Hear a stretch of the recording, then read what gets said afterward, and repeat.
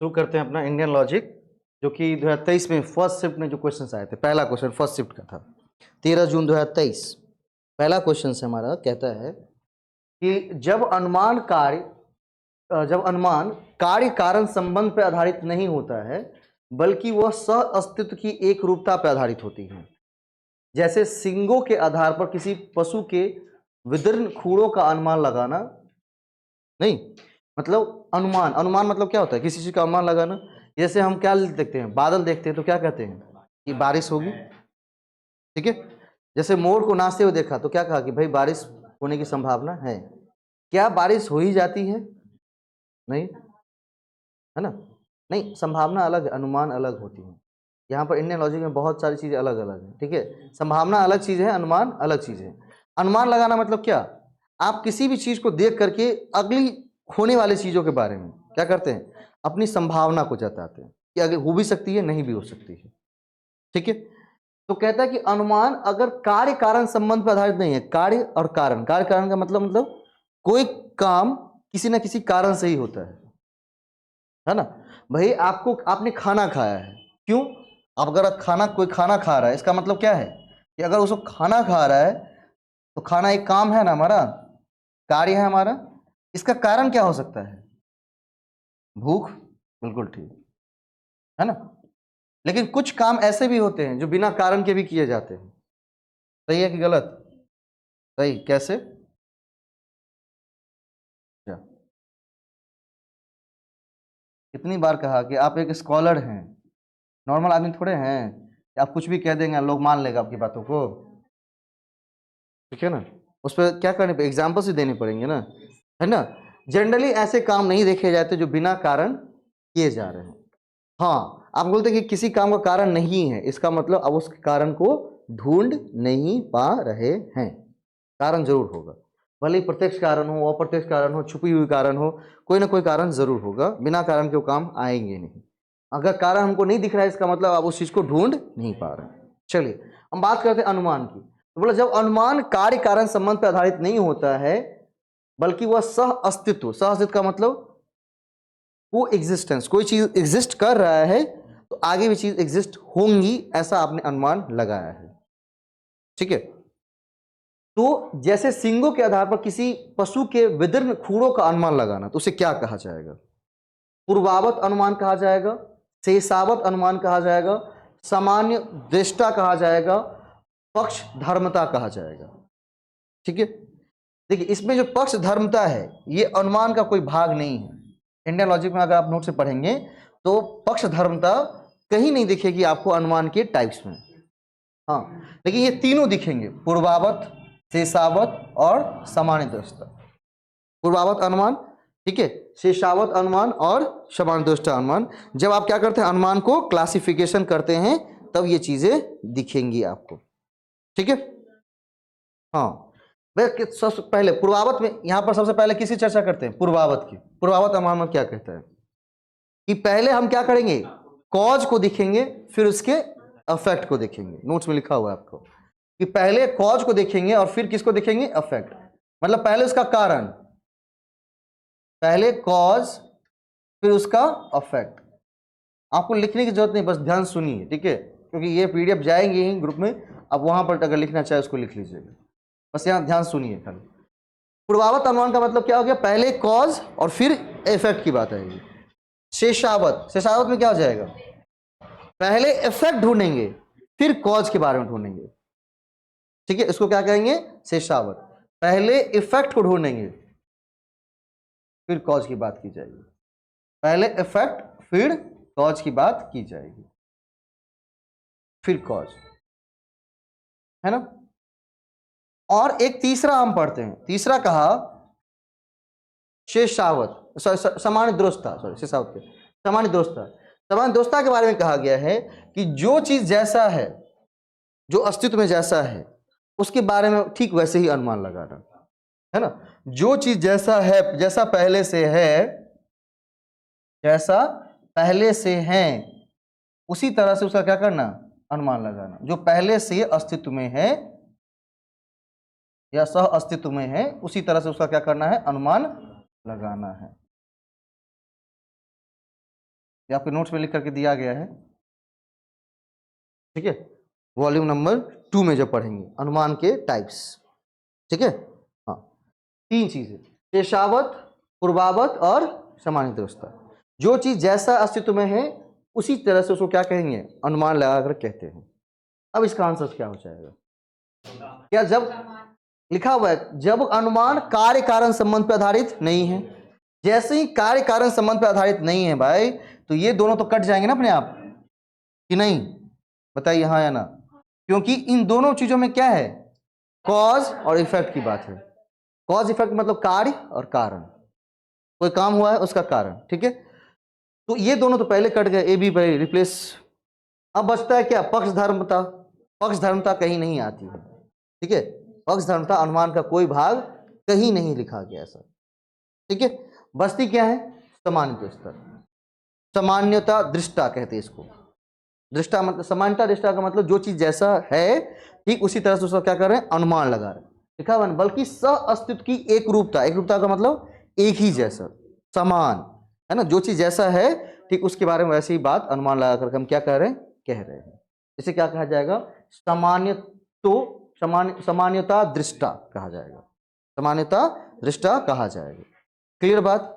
हाँ, अनुमान के कितने भाग अभी तक हम जाने, 3 भाग, पेशावत, पूर्वावत और सामान्य दृष्टा। और भी भाग हैं और आगे क्वेश्चंस में आएंगे, जैसे जैसे क्वेश्चन में आएंगे वैसे वैसे बताते जाएंगे, ठीक है। पूर्वावत मतलब पहले कॉज को देखना है फिर इफेक्ट को देखना है, ठीक है। शेषावत में पहले इफेक्ट के बाद देखना है फिर कॉज के बारे में बात करनी है। और सामान्य दृष्टा में क्या, जो चीज जैसा है सामान्य, सामान्य इसको कहते हैं सामान्य, जो जैसा है अस्तित्व में ठीक उसको वैसी तरह से बात करके दे रहे हैं। आपके नोट्स के पूरे पूरे एग्जैक्ट लाइन दिए गए हैं और पहला क्वेश्चन ही उठा से शुरू किया गया था, ठीक है ना, लिखा हुआ, ठीक। क्वेश्चंस भारी नहीं आती हैं, आप पढ़ के नहीं जा रहे हैं इसका मतलब। चलिए नेक्स्ट, ये है fallacy. Identify the fallacy committed in the following argument. एक आर्गुमेंट आपको दिए गए हैं, इस आर्गुमेंट में एक फैलेसी छुपी हुई है ना, उस फैलेसी को ढूंढनी है।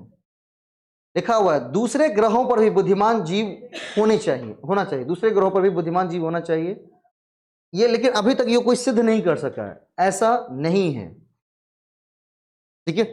एक कथन आप कह रहे हैं कि दूसरे ग्रहों पर भी क्या होने चाहिए, बुद्धिमान जीव होने चाहिए, क्योंकि पृथ्वी पर तो हम लोग बुद्धिमान हैं, अब दूसरे ग्रह पर बुद्धिमान लोग है कि नहीं है तो है ना, वो तो क्या बताएगा, तो कोई दूसरा ना बताएगा कि दूसरे ग्रहों पर क्या है, दूसरे ग्रहों पर वो है बुद्धिमान लोग कि नहीं है, उसी को थोड़े पता है। लेकिन बोले कि ऐसा कोई अभी तक प्रूफ नहीं कर पाया है, ठीक है।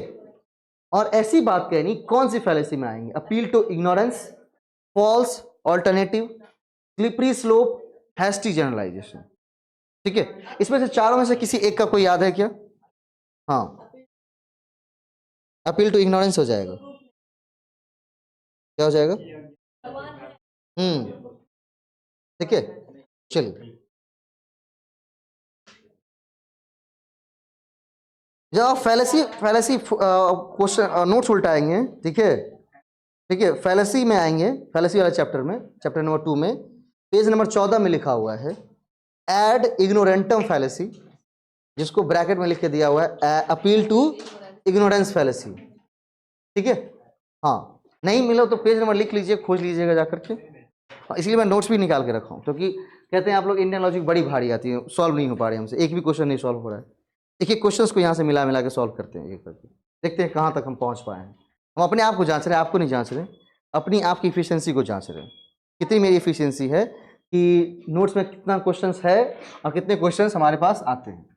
चलो वैसे चल बड़ाई है मुंह पर, चल तो भाई आया तो बना के ना था, तो फिर उसका क्या मतलब है उठा के, हमारे मुंह पर कहने से थोड़े सर आप बहुत अच्छे हैं लेकिन आप एग्जाम में फेल होके आ रहे हैं, दुनिया को ना प्रूव करनी है बॉस, है ना। चलिए कहता है अपील टू इग्नोरेंटम में देखेंगे, लिखा हुआ है अपील टू इग्नोरेंटम में, यह युक्ति दोष सत्य की अज्ञानता के कारण उत्पन्न होती है, अर्थात यह इस बात के कारण है क्योंकि कोई भी इसे अभी तक फॉल्स साबित नहीं कर पाया। जैसे कहते हैं कि people have praying the God for years, मतलब सालों से हम लोग ईश्वर की प्रार्थना करते आ रहे हैं, पूजा आराधना करते आ रहे हैं। कोई माय का लाल है जो ये कह दे कि भगवान नहीं है ना? तो कोई जो चीज अभी तक सिद्ध नहीं कर पाए हैं, ठीक है, और सिद्ध नहीं करने के कारण कहीं ना कहीं अज्ञानता छुपी हुई, सत्य छुपी हुई है, वो चीज क्या कहलाती है? अपील टू इग्नोरेंस कहलाती है। क्या कहलाती है? अपील टू इग्नोरेंस कहलाती है। जो चीज अभी तक प्रूफ नहीं कर पाए हैं, जिस वजह से कहीं ना कहीं सत्य छुपी हुई है, उसे क्या कहते हैं? Appeal to ignorance fallacy. अगर इस तरह कोई स्टेटमेंट आते हैं तो क्या कहेंगे आप? ये अपील टू इग्नोरेंस है। इसके बाद है आपका slippery slope, hasty generation, false alternative. इसमें स्लिपरी स्लोप क्या होता है? स्लिपरी स्लोप के बारे में बताया हुआ है। हाँ, इसको कहते हैं भाई जैसे किसी एंटी, इसको कहते हैं आंटी टाइप फैलेसी। हाँ, जिसमें अभी तो भाई एक्टिव हो ना हो, लेकिन कोई कोई आदमी बिना शादी के भी एक्टिव हो जाती है, कुछ लड़कियां, और शादी का तो फुल एक्टिव होती हैं। पटना का बेटी के देखे चलिए यार, गाड़ी से नहीं, ठीक है, मतलब किसी भी चीज को बढ़ा चढ़ा करके बोलना। हाँ, मतलब कोई भी एक चीज देखे, देखियो है, करे रही जे बेटी के नहीं पढ़ल भेजिए, आ एगो लड़का संग आयल छले, देखी ना ओकरा संग भाग जेते, फिर वो पूरा अनुमान लगा दे, पंडित है वो उठा के, ठीक है, क्यों? और ये सब किसमें? यहाँ पर पूरी बेरोजगारी दिखती है इंडिया की, कितने बेरोजगार है। जैसे कल हम एक फेक्स पोस्ट देख रहे थे कि लाइक करिए ट्रेन चल पड़ेंगी, ऐसा कभी सुने है ना कि लाइक करिए घर का रंग बदल जाएगा? वहां पर अगर लाइक देख लेते हैं ना उसका, और शेयर देख लेते, तो आपको एक बार शर्म आ जाता है अपने इंडिया पर। कितने लाइक थे पता है? 77 के, 77,000 आदमी ने क्या किया? उसको लाइक मारा है। मतलब जैसे उसको क्लिक करेंगे तो लाइक आ जाती है ना काउंट में। 77,000 आदमी, मतलब 77,000 में कितने बेवकूफ है, सोचिए कि भाई वो ट्रेन चल पड़ेंगे तो ट्रेन अपने घर आ जाएगी। रे तुम्हें पागल कुत्ता, आएगी क्या? शेयर कितने थे? शेयर वो तो 7.3 के उसके शेयर थे, है ना? क्योंकि आजकल सब क्या किया, एगो फेसबुक पेज बना लिया अपना अपना, एगो अपना अकाउंट है, और उसी अकाउंट के बेसिस पर क्या किया, एक फेसबुक पेज, जिसमें जितना भी अलड़ बलड़ तलड़ चीज है सब उस पर डालता है, तो पूरी बीजिए। 7.1 के मतलब क्या आप जानते हैं? 7,300 लोग उसको शेयर किए, मतलब उसको इंटरेस्टिंग लगा हो तभी ना शेयर किया होगा। वो 7,300 लोग कहाँ के होंगे? सबसे ज्यादा इंडिया के होंगे उसमें, उसमें भी सबसे ज्यादा बिहार और यूपी का होगा। ये लोग बहुत फ्री है यार, ठीक है, मतलब एक एक चैट जाके पढ़ता है। ये लोग फेसबुक पर तो चलाता है क्यों पता है कभी? अभी ना लोग वीडियो सेशन आ गए हैं, 4 साल 5 साल पहले वीडियोस था क्या उस पर? नहीं। आज वीडियो के एक टैब जुड़ गए हैं फेसबुक के ऊपर, यहाँ पर आप क्या क्या फिल्म का क्लिप निकाल के दे दिया जाता है, कुछ भी पहले उसमें नहीं था। तो वो लोग कैसे जीबी खर्च करता था पता है? एक एक आदमी का चैट पढ़ता था, जैसे आपने वाली फेसबुक का फोटो अपलोड किया तो उसने क्या लिखा, आपने क्या रिप्लाई किया है, और अगर आपका वो दोस्त है और वो बिल्कुल फ्री है तो आपके रिप्लाई भी कर देगा वो, थैंक यू, बधाई, ठीक है, इतने फ्री है। तो स्लिपरी स्लोप मतलब एक चीज को देखे और उससे काफी चीजों को क्या करना, अनुमान लगाना, जो कि बिल्कुल फॉल्स है। इसको फॉल्स डिलेमा कहा जाता है, ठीक है। अगली है हैस्टी जनरलाइजेशन। इसको कैसे क्या कहते हैं? इसका, हाँ भाई, क्या किए, किसी चीज को देखे, किसी लड़की को सिगरेट पीते, बोले बाप रे, लड़की से भी पूरा सिगरेट पीने लगा है भाई। नहीं, मतलब बिना पूरा जांच पड़ताल किए किसी निर्णय में पहुंच जाना, उसको कहते हैं हैस्टी जनरलाइजेशन। जनरलाइजेशन का मतलब होता है सामान्यीकरण। सामान्यीकरण का मतलब एक निर्णय, एक कंक्लूजन, और वो हैस्टी है क्योंकि अभी तक आपने उसको पूरा क्या किया है, पूरा बिना देखे आंसर्स कर दिया इसका, किसी नतीजे पहुंचा ना बिना जांच पड़ताल के, उसको कहते हैं क्या? उसको कहते हैं हैस्टी जनरलाइजेशन, ठीक है। आंसर क्या हो जाएगा हमारा इसमें? Appeal to ignorance. जो चीज साबित नहीं कर पाए उसको अपील टू इग्नोरेंस में ले जाएंगे। क्लियर बात? भारी नहीं ना लग रहा है? हाँ, जिस दिन 5 kg का होने लगे तो बोलिएगा, एक आदमी जॉन लगा देंगे वहां पर। जैसे 5 किलो के लगे तो बोलिएगा, फटाक से क्या करेंगे, जॉन लगा देंगे, फिर उठा के ले जा रहे भाई।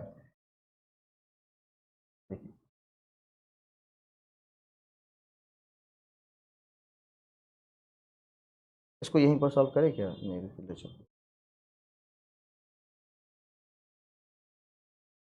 चला तो जाएगा ही, लेकिन वहीं देखे छोटा कहीं ना हो जाए तो दिखने में दिक्कत नहीं। ठीक है, रुकिए दूसरे चीज़ को भी लाते हैं वो, इसको भी लाना पड़ेगा ना, बिना मैच वाला कैसे ले आएंगे।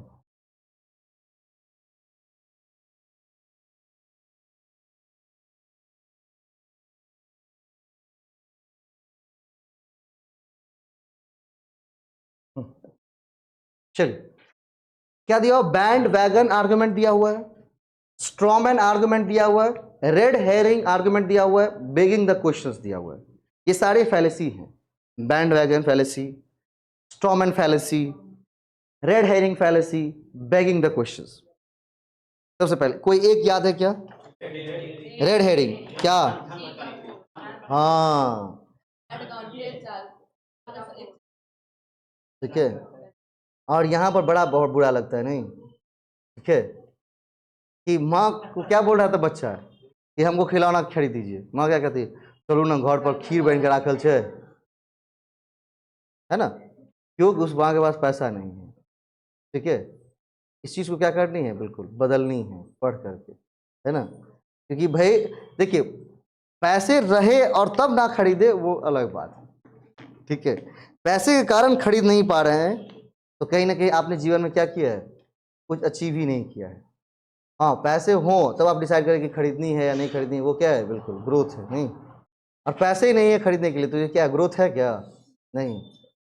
ठीक है, तो माँ के पास पैसा नहीं तो वो ध्यान भटकाने के लिए क्या करेगी, भाई खिलौना नहीं, चलो खीर बना हुआ घर पर, उसको कहते हैं रेड हेरिंग फैलेसी। अब रेड हेरिंग फैलेसी का कोई ना कोई इसमें आर्गुमेंट छुपा होगा, युक्ति देने वाले श्रोताओं का ध्यान हटाने के लिए, बिल्कुल एग्जैक्ट लाइन लिखा हुआ है। सी का क्या हो जाएगा, 4 हो जाएगा। सी का 4 कहां पर है, एक ही जगह पर। ठीक है, सी का 4 कहां पर है, एक ही जगह पर, आंसर नंबर सी में। तो आपको तो सही आंसर से ना मतलब है कि पीएचडी करनी है, नहीं ना, आंसर्स मिल गए ना। चलिए अगली बात करते हैं इसमें, बैंड वैगन आर्गुमेंट के बारे में। ठीक है, भेड़ चाल की चलना नहीं, बैंड वैगन कहते क्या इसको, भेड़ चाल। इसका क्या आर्गुमेंट दिया हुआ था, बड़ा सुंदर हमने दिया एग्जाम्पल, बड़ा सुंदर दिया था इस समय में। नहीं बैंड वैगन का, एक मिनट, बैंड वैगन, हाँ, अगर हर कोई एक ही काम कर रहा हो चाहे वो गलत हो सही हो, उसको कहते हैं बैंड वैगन इफेक्ट, है ना, उसको क्या कहते हैं, बैंड वैगन इफेक्ट। मतलब बिना कोई सोचे समझे जो सब काम कर रहे हैं हम भी उसी चीज में चल गए, उसको कहते हैं भेड़ चाल की चाल में चलना। सोचे नहीं, हमने क्या की थी कल, क्या कही है आपको कि अब आप क्या है, एक स्कॉलर है, अब आपको क्या करनी है, पीएचडी करने जा रहे हैं ना, तो दूसरों की राह पर चलेंगे, क्या करेंगे, दूसरों से सलाह लेंगे, केवल राह खुद की बनानी है ना। दूसरों की राह पर चलेंगे तो फायदा किसको होगा पता है, उस व्यक्ति को जिसकी राह पर आप चल रहे हैं, उसको डिसाइड हो जाएगा कि चलो तो मेरा रास्ता ठीक था कि नहीं ठीक था, मतलब आपने उसको आपको उसने बताया है और आप उस रास्ते पहुंच गए, तो क्या कहेगा कि देखिए बतलियो पहुंच गई ना। अब कभी उस रास्ते में एक्सीडेंट हो जाएगा तो कभी कहता है कि हमें बताया और एक्सीडेंट हो गया, नहीं, लेकिन जरूर गाड़ी स्पीड चलनी है पक्का, है ना।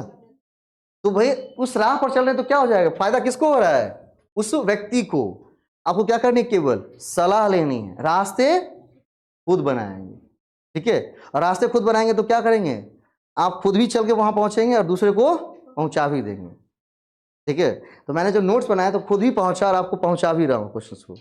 मैंने 2020 था ना, ये 23 3 साल हो गए चीजों को बनाए हुए, है ना, क्योंकि अनुमान लगाया था क्वेश्चन इस तरह से आएंगे तो उसको और सिंपल तरीके से लिखनी है। बैंड वैगन इफेक्ट कहां जाएगा, युक्ति देने वाला पाठक या श्रोता की स्वयं के मूल्यांकन होने या स्वीकार होने की आकांक्षा को आकर्षित करता है। कहा ना कि वो अगर किसी दूसरे की राह पर आप चलते चले जा रहे हैं तो मूल्यांकन किसका हो रहा है, मूल्यांकन किसका हो रहा है, वो अपने आप का मूल्यांकन कर रहा है कि मेरा राह सही है या नहीं है। ठीक है, आंसर क्या हो जाए, ए का 3, बी का स्ट्रॉमैन फैलेसी। स्ट्रॉमैन फैलेसी क्या कहता है, विपक्षी की उपस्थिति को गलत प्रस्तुत करना। आपको पता है गलत, जैसे मान लीजिए अभी 2 पार्टी का नेता मिल जाए, एगो बीजेपी का कट्टर, एगो कल कि महंगाई बढ़ गया तो क्या हो गया। एक आदमी बोल रहा था कि देखिए अभी कितने रुपए खुला हम खरीदते हैं, दिल्ली में रहते हैं 80 की 100 रुपए हम गैस खरीदते हैं, कहे कि नहीं हम 2003 में भी खरीदे हुए हैं एक आध जगह पर, कहीं कहाँ खरीदा, तो वो नहीं बताएंगे लेकिन खरीदे हैं। मान लीजिए खरीदा हो सकता है 2004 में भी गैस हो सकते हैं कि 100 रुपये हो गए होंगे, कोई बड़ी बात नहीं। क्यों? 2004 में बहुत भयंकर बाढ़ आई थी। अब बाढ़ में कोई भी चीज़ के ऑलरेडी दाम क्या हो जाएंगे, हाइक हो जाते हैं, दुगुनी हो जाती है, 3 गुनी हो जाती है, 1.5 गुनी हो जाती हैं। तो वो सामान्य स्थिति नहीं थी ना। सामान्य स्थिति में 100 में खरीदना और उसको बाढ़ के समय खरीदना, दोनों बराबर लग रहा है, क्योंकि वो बड़ा पागल है। उसको पता है कि हम गलत हैं, हमको घेर रहा है, लेकिन वो ऐसे ऐसे क्या कर रहा है, आर्गुमेंट्स दे रहा है आगे कि हमको ये खुद गलत साबित ना कर पाए। ठीक है, दो पार्टी का जो अभी चलता रहता है वाक युद्ध, कभी देखिएगा आज तक पर, और पूरा इंडिया लोग ऐसे देखता रहेगा क्यों बदल के, और वही चीज़ आकर बाहर बोलेगा, अरे पागल तो उसको पैसा मिल रहा है, पार्टी उसको प्रवक्ता जो होता है उसको पैसा दे रहा है उतना बोलने का, तुमको क्या दे रहा है, तुम अपना आँख फाड़ फाड़ के देख रहा है उसमें, तो वो पूरा घोल के पी रहा होता है। हाँ, कभी आपको पॉलिटी पढ़नी है तो क्या करनी है, कहा था ना मैंने, आधा जाकर पॉलिटी कौन पढ़ा देगा, गांव में बाबा गए 2 कप चाय दे दीजिए, अब पूछिए कि नरसिम्हा राव जी ने क्या किया था, उनको पूरा एग्जैक्ट याद है। कितने प्रधानमंत्री अभी तक बने हैं हमारे देश में, ये कौन से 15 में, तो अभी तक के 15 राष्ट्रपति के कामों का मूल्यांकन अब एक बार थीसिस में लिख देंगे। भारत के जो बने हुए प्रधानमंत्री, लोकतांत्रिक रूप से चुने गए प्रधानमंत्री के द्वारा किए गए कार्यों का मूल्यांकन, थीसिस लिखना है ना, कहीं जाने की जरूरत नहीं, कोई डेटा वेटा नहीं, गए 2 कप चाय दे दीजिए, पूरा मूल्यांकन बता देंगे वो कि नरसिम्हा राव जी ने क्या किया था, हाँ किस टाइम किया था, वो सारी चीजें एग्जैक्ट उनको याद है। भाई नॉर्मल बात नहीं है। क्यों? उस टाइम वो पेपर पढ़ रहे थे और आज भी वो पेपर पढ़ रहे हैं। एक चीज की इंपॉर्टेंस घटी है क्या, पेपर की इंपॉर्टेंस घटी है क्या? नहीं, बढ़ गई है। क्यों? हम कहते हैं भाई हम डिजिटल युग में हैं और पेपर यूज कर रहे हैं, भैया आज भी पेपर उतना ही चलता है जितना पहले चल रहा था, है ना, क्योंकि उसकी क्या वो लोगों की एक हैबिट बन गई, क्या बन गई है, हैबिट। चलिए, तो क्या करेगा, युक्ति देने वाला विपक्षी की अवस्थिति को गलत प्रस्तुत करने के लिए बार बार आर्ग्यूमेंट प्रस्तुत करते रहता है, तो क्या हो जाएगा, उसको कहेंगे बी का 1 स्ट्रॉमैन फैलेसी। अगली है red herring fallacy, red herring का कर ही लिए, सी का 4। अगला है बेगिंग द क्वेश्चन, है ना, जैसे किसी व्यक्ति ने क्या कर दिया है, एक बच्चा मर्डर कर दिया किसी का, और वकील कह रहा है कि सर देखिए मासूम बच्चा है ये पागल में बात कर रहा है, अगर वकील ऐसा बोलता है सर मासूम है मर्डर करेगा छोड़ दीजिए, हो सकता है ऐसा, नहीं ना, ये भी लिखा हुआ अपने नोट्स में, begging the questions, begging the questions, इसको कहते हैं बेगिंग द क्वेश्चन, मतलब उस आर्ग्यूमेंट को क्या कर रहा है, मतलब बेग कर रहा है, मतलब भीख मांग रहा है कि भाई मतलब गुहार कर रहा है लोगों से, उसको छोड़ दीजिए, क्या हो जाएगा यहाँ पर, डी का 2। युक्ति देने वाला सिद्ध किए जाने वाली बात को मानकर चलता है ना, वो कहता है कि भाई क्या हुआ था, मर्डर इसने गलती से कर दिया है ना, धोखे से हो गया उठा के, और धोखे से मर्डर हो गया तो कानून तो सजा देगी ना, क्या गलत है तो गलत है, क्योंकि अगर सजा ना दे तो क्या हो जाएगी, फिर सारी कानूनी प्रक्रिया व्यवस्थाएं खराब हो जाएंगी। चलिए इसे क्या कहेंगे, बेगिंग द क्वेश्चन फैलेसी।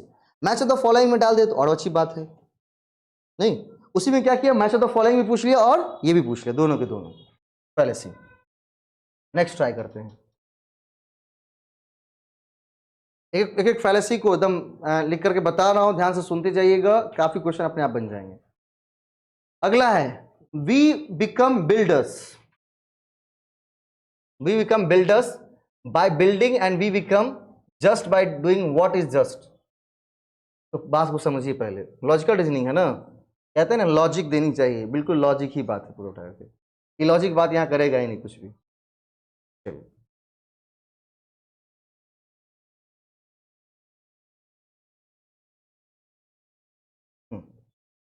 लीजिए, दिख रहा है ना, कोई दिक्कत नहीं ना लिखने में, विजुअल होने में। चलो क्या लिखा, कि हम निर्माण करने से निर्माणकर्ता बनते हैं, सही है गलत है ना, हाँ, जो न्याय संगत कार्य है, बिल्कुल है सही बात, ठीक है, उसे करने से जो न्याय संगत बनते हैं, इस कथन के आलोक में क्या दावे के साथ नहीं कहा सकता है, मतलब हम किन चीजों को इसमें से नहीं कह सकते, हम ये नहीं कह सकते कि मनुष्य एक गुणी प्राणी है, गुण कौशल के समान है, गुण और कौशल दोनों समान होते हैं, कौशल प्रासंगिक क्रियाकलाप करके अर्जित किए जाते हैं, ठीक है, गुण एक यांत्रिक और अनैतिक कौशल है। हम किसी लोगों से कह रहे हैं कि भाई मानव क्या है, हम अगर किसी चीज का निर्माण करेंगे तो क्या बन जाएंगे, निर्माणकर्ता बन जाएंगे। ये इसी कथन के आलोक में, मतलब इसी कथन के तहत हम इन चारों में से कौन से कथन नहीं कह सकते, मतलब इससे कोई रिलेशन उस कथन का है ही नहीं। ऊपर जो बात कही गई है उससे नीचे वाले का कोई रिलेशन है ही नहीं। क्या हो जाएगा आंसर? डी। डी क्या, बी या डी क्या? क्यों? क्या?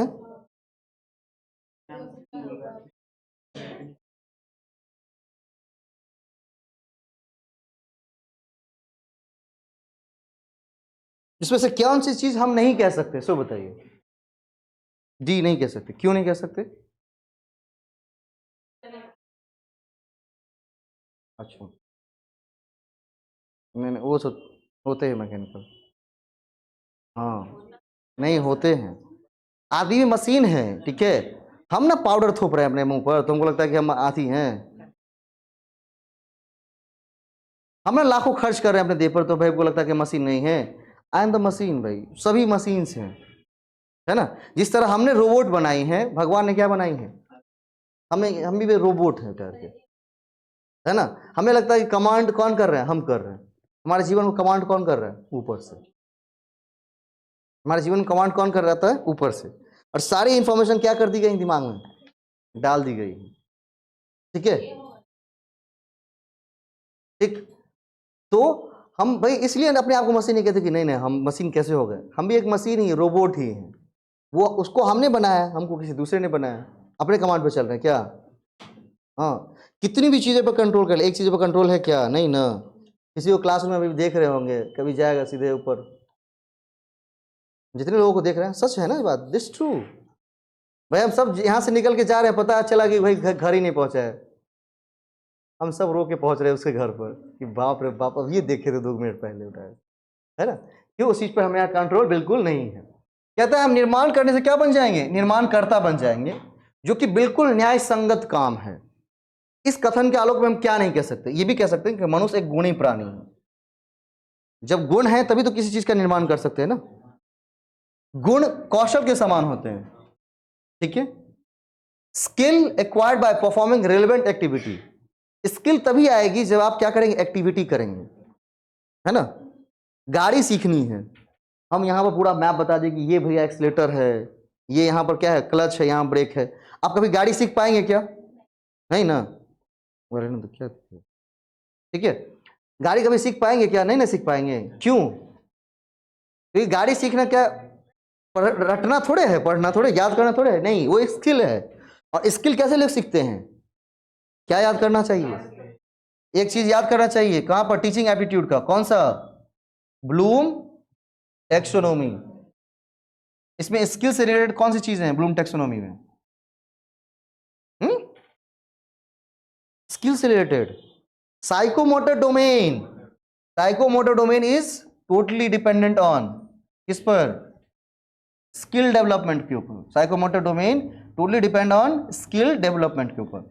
और इसमें पहली चीज क्या लिखी थी आपने कि किसी स्किल सीखनी है तो क्या करनी होगी? सबसे पहले इमिटेशन। इमिटेशन का मतलब क्या होता है? किसी दूसरे को देख रहे हैं और उसको ऑब्जर्व कर रहे हैं कैसे चला रहा है ना। किसी दूसरे को देख रहे हैं और फिर कोशिश कर रहे चलाने की, सबसे पहला होता है वो। दूसरा क्या होता है इमिटेशन के बाद? मैनिपुलेशन। मैनिपुलेशन का मतलब क्या? अब आपने गाड़ी देखी कि भैया मेरे भैया या मेरे पापा जो सिखाने गए वैसे चला रहे हैं, अब चलाना शुरू करेंगे, थोड़ा वाला बात कह दिए कि चल बाद में कहेंगे लास्ट में, ठीक है। अरे कौन बात है, हम खुद भी कुदाए हुए थे, इसमें क्या बात है? हम कुदाए तो तुम मार दिए, बस हो गया, दोनों अंतर एक थोड़े है। तो दूसरा क्या है कि उसके बाद हम क्या करते हैं? चलाना शुरू करते हैं।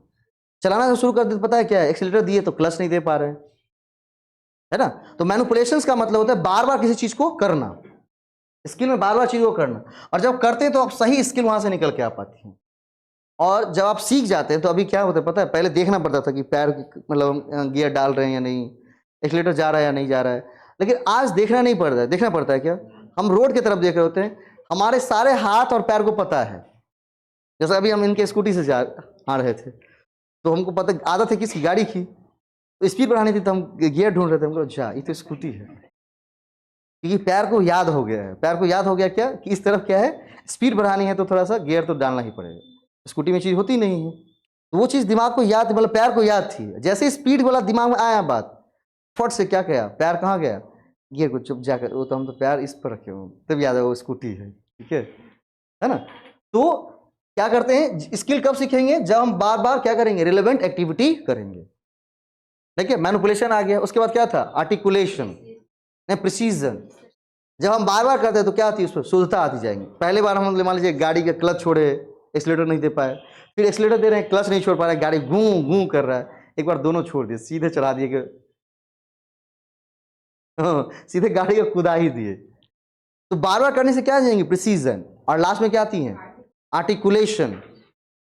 नहीं, आर्टिकुलेशन का मतलब वो चीजें दिखने लगेंगी आपको कि मैं सीख रहा हूं आप धीरे धीरे, और लास्ट में क्या आ जाएंगे, कैरेक्टराइजेशन, नेचुरलाइजेशन, वो क्या बन जाएंगे, आपकी नेचर बन जाएंगे। अब आपको याद करने की जरूरत नहीं है, अब सीधे गाड़ी में बैठे अब फट से सीधे घुमा देंगे। नहीं, लेकिन पहले दिन हम सीखते तो क्या कर, बड़ी सावधानी से, उसके बाद जरूरत बिल्कुल नहीं होती। तो बोले स्किल हम किसे सीखते हैं, रिलेवेंट एक्टिविटी से, ये भी ठीक है। अगला है डी, बोला गुण एक यांत्रिक और अनैतिक कौशल है। आपके पास किसी गुण है तो क्या अनइथिकल चीज है, आपका गुण, आपके पास गुण है खाना बनाने का, तो क्या कहेगा, नहीं इसका हाथ काट ले भाई, बहुत खराब काम कर रहा है। किसी के पास गुण है दारू बनाने का, तो वही गुण है ना भाई, स्किल है ना, क्या करके चोरी करने का स्किल है, स्किल है ना। तो हम क्या कहते थे, एक बार हम कहा था ना कि वो क्या है भाई, कलाकार हैं। कोई चोरी कर लिया आपसे या कोई ठग लिया आपको, तो ठीक है उससे बदला लेना है, लेकिन एक चीज दिमाग में तभी रखिए कि भाई इसका मतलब हमें और भी चीज सीखना है। कोई ठग के चला गया तो पता है क्या करना चाहिए, क्या करना चाहिए, उससे झगड़ा करेंगे, क्या करेंगे, उनसे सीखिए कि भाई अभी भी हमने बहुत सारी चीज नहीं सीखी है, तभी ना लोग हमको ठग के जा रहे हैं। जब सारी चीजें सीख जाएंगे तो ठग के जाएगा क्या, वो कलाकार है, उसको क्या करना चाहिए, सम्मान करना चाहिए। चलिए नेक्स्ट, अगला लिखा हुआ क्या, साउंड इज इटर्नल। साउंड क्या होती है, इटर्नल, शाश्वत है, क्योंकि यह उत्पन्न की जाती है। यह कथन निम्न से किस हेत्वाभास को, मतलब किस चीज को क्या करता है, हेत्वाभास को क्या करता है, फॉलो करता है, संकेत करता है, बाधित, विरुद्ध, असिद्ध, सभ्य विचार। क्या होंगे, नहीं, बाधित का मतलब होता है बाधा, हाँ दूसरी चीज है ये। ध्वनि शाश्वत है ये क्योंकि उत्पन्न की जाती है, ध्वनि शाश्वत है क्योंकि उत्पन्न की जाती है।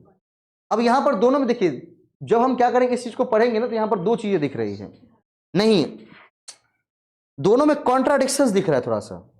देखिए बोला कि ध्वनि शाश्वत है क्योंकि ये उत्पन्न की जाती है ना, वो झगड़ालू है क्योंकि सबसे झगड़ा करता रहता है, ठीक है। जोड़ी थोड़े कि भाई वो झगड़ालू मतलब सबसे झगड़ा ही करता रहेगा।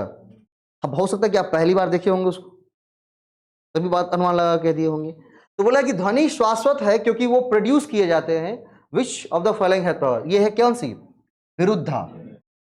जब भी बात किसकी आ जाएगी, कॉन्ट्राडिक्टरी की बात आ जाए, विरोध की बात आ जाएंगी, मतलब विरोध जैसा लॉजिक दिखने लगेगा वाक्य में, तो क्या कहा जाएगा, विरुद्धा। दूसरी है बाधिता, मतलब एक काम दूसरे को क्या कर रहा है, बाधा कर रहा है ना। एक काम कारण दूसरा काम क्या पड़ा हुआ है, मतलब ठप पड़ा हुआ, बाधा पड़ा हुआ है। भाई बोलते हैं कॉन्ट्रैक्टर नहीं है, रोड नहीं बन रहा है, रोड नहीं बन रहा है, आपने सिर्फ ये कहा ये रोड नहीं बन रहा है। अब जितने भी लोग सोचने वाले हैं, नहीं तो क्या सोचेंगे, कोई ना कोई जरूर बाधा होगी, एक की बाधा चीज नहीं बनी चाहिए। अब ऐसे रिप्लाई में कहते हैं ना, कहते हैं कि जानते हैं ये रोड बहुत सालों से नहीं बन रहा है, आपका रिप्लाई क्या आता है, की बात चीजें नहीं बन रही होते साल से हो। आश्चर्य हो जाएगा ना कि भाई 75 साल से कोई गांव ऐसा है जिसमें रोड बना ही नहीं है, जैसा उस टाइम का तो वैसा आज भी है ना। क्योंकि भारत चाहता है कि भाई हम कितने भी मॉडर्न हो जाए, एक गांव हमारे प्राचीन रहने चाहिए, ताकि प्राचीन भारत की झलक हमें दिखा सके। वो एक गांव को बोला तुमको प्राचीन रहना है, इसके लिए तुमको पैसा दे रहे हैं, ठीक है। तो आप पूछेंगे ना वहां पर, तुरंत आपके मुंह से क्या निकलता है फट से, तो कौन सी बात है जो इतने साल से नहीं बन रहा है वो, है ना। इसका मतलब वो क्या है, बाधिता, ठीक है। अगली है कौन सी? असिद्धा। असिद्धा का मतलब जिसको आप सिद्ध नहीं कर पा रहे हैं, है ना। जैसे मानव क्या कर सकता है, मानव को क्या कर सकते, जीवित रख सकते हैं हम हजारों साल तक, ये सिद्ध हुआ है क्या? या कोई भी ऐसी थ्योरी, ठीक है। हाँ, ममीज बना के रख लीजिए। जैसे जापान का इस पर कहानी भी है कि एक बार एक आदमी 112 साल के हो गए जापान में, सबसे बूढ़े वाले आदमी। तो जापान सरकार ने कहा कि उसको क्या करेंगे, स्पेशल सब कुछ व्यवस्थाएं देश करके देंगी ताकि भाई बहुत दिनों तक ये जिए, है ना। तो बोला ठीक है। जब गया प्रशासन कि भाई उसको निकालने के लिए कि चलो तुमको राष्ट्रपति सम्मान करेंगे, पता चला कि 32 साल पहले ही वो आदमी मर गए थे। हाँ, हुआ क्या था कि 32 साल पहले झगड़ा हुआ उनके परिवार में, वो अपने आप को कमरे में बंद कर लिए। तो सरकार को लग रहा था कि क्या कि वहाँ जीवित है, उसका अपना सरकारी पेंशन भी आ रहा था, उसी पर पूरा घर भी चल रहा था ना। तो कोई सोना देने वाला मुर्गी को मार देगा क्या? किसी की दादी को पेंशन मिल रहा होगा तो देखिएगा, दादी की बोलोगे, बिल्कुल टिक्का दिक्कत अब चूज दवाई लगा की है। पैसा यार, पैसा की बड़ी इंपॉर्टेंस है अपने आप में, बहुत बड़ी इंपॉर्टेंस है, ठीक है। दूसरा जिसको जिस दादी को नहीं मिल रहा है, क्या पागल छी, किछ नहीं हो कनी मन लगे तो बुखार छे, तब ठीक हो जाते कहीं काल में, ठीक है। तो वो 32 साल पहले क्या मतलब अपने आप को क्या कर लिए, घर में बंद कर लिए थे। लोग उनको प्रूफ नहीं किया कि उनको लगा कि दादा मेरा जिंदा ही है अंदर, है ना। दादा मेरा क्या है अंदर जिंदा ही होता है। वो क्या बन गया था, ममीज बन गया था। पहले मिस्र में रखी जाती थी ममीज बना करके। मिस्र की अगर इतिहास को पढ़ेंगे तो क्या हो जाएगा आंसर, विरुद्ध। अगला है सभ्य विचार, है ना। कैसे किसी के बारे में हम गुणगान करते कि नहीं बहुत अच्छे लोग हैं, उनकी इतनी प्रसिद्धि है, मतलब क्या कह रहे हैं उसके सभ्य विचारा को क्या कर रहे हैं, इंगित कर रहे हैं, सभ्य विचार वाले हैं। बोलते हैं ना कि इनका भाई सब विचार बड़ा सभ्य है। इसका मतलब क्या कह रहे हैं, वो कहना ये चाहते हैं कि भाई वो एक गुणी, गुणवान, लोकप्रिय लोग हैं, ठीक है। चलिए चारों को डिफाइन करते जा रहा हूं, तो भाई लॉजिक आएंगे तो अगले क्वेश्चन बनने चाहिए। अगला हेत्वाभास, अगली ये आ गई भाई।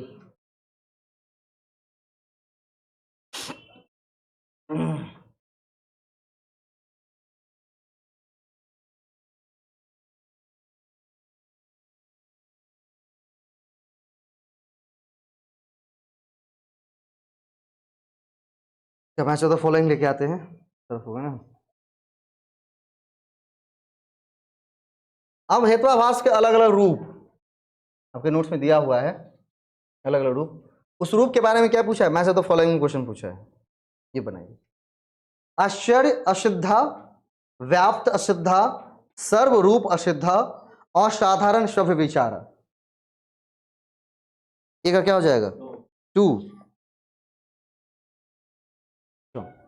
अभी आश्चर्य असिद्धा, अभी एक बार पढ़े ना, असिद्धा, असिद्धा मतलब क्या, सिद्ध नहीं, आश्चर्य अधिसिद्धा। बोला आकाश कमल सुगंधित है क्योंकि ये झील के कमल के समान कमल है। कोई आश्चर्य के ना बात कर रहे हैं। बोला आकाश कमल एक होता है, जो फिल्म सब नहीं दिखाता है, साउथ का मूवी देखेंगे अभी, पहले बॉलीवुड का एक मूवी बड़ा सुंदर था, बॉलीवुड के एक ही 2 थीम होते थे, है ना। अगर मिथुन चक्रवर्ती का कोई फिल्म देखे हैं क्या, उसके 2 ही 3 थीम है मूवी के, है ना। हीरो बनना, किसी में बहन का रेप, तो किसी में परिवार को मार देना, किसी को सब कुछ, मतलब इसी तरह का 2-4 थीम है, उसी पर मूवी फैल। अभी जो एक नई थीम बनी है मूवी की, वो ऐसी ऐसी घटना को बताएगा जो मतलब बिल्कुल आश्चर्य वाली है ना, कि फन्ना कमल चढ़ाएंगे केदारनाथ में या बद्रीनाथ में तो ये चीजें मिल जाएंगी, हो भी सकता है भाई, ठीक है। तो आश्चर्य असिद्धा, व्याप्त असिद्धा, सर्वरूप असिद्धा और असाधारण सभ्य विचार, ठीक है। एक बार हेत्वाभास को उलटते हैं। हेत्वाभास है आपके नोट्स में, पहला वाला में कि दूसरा वाला में, दूसरा वाला में।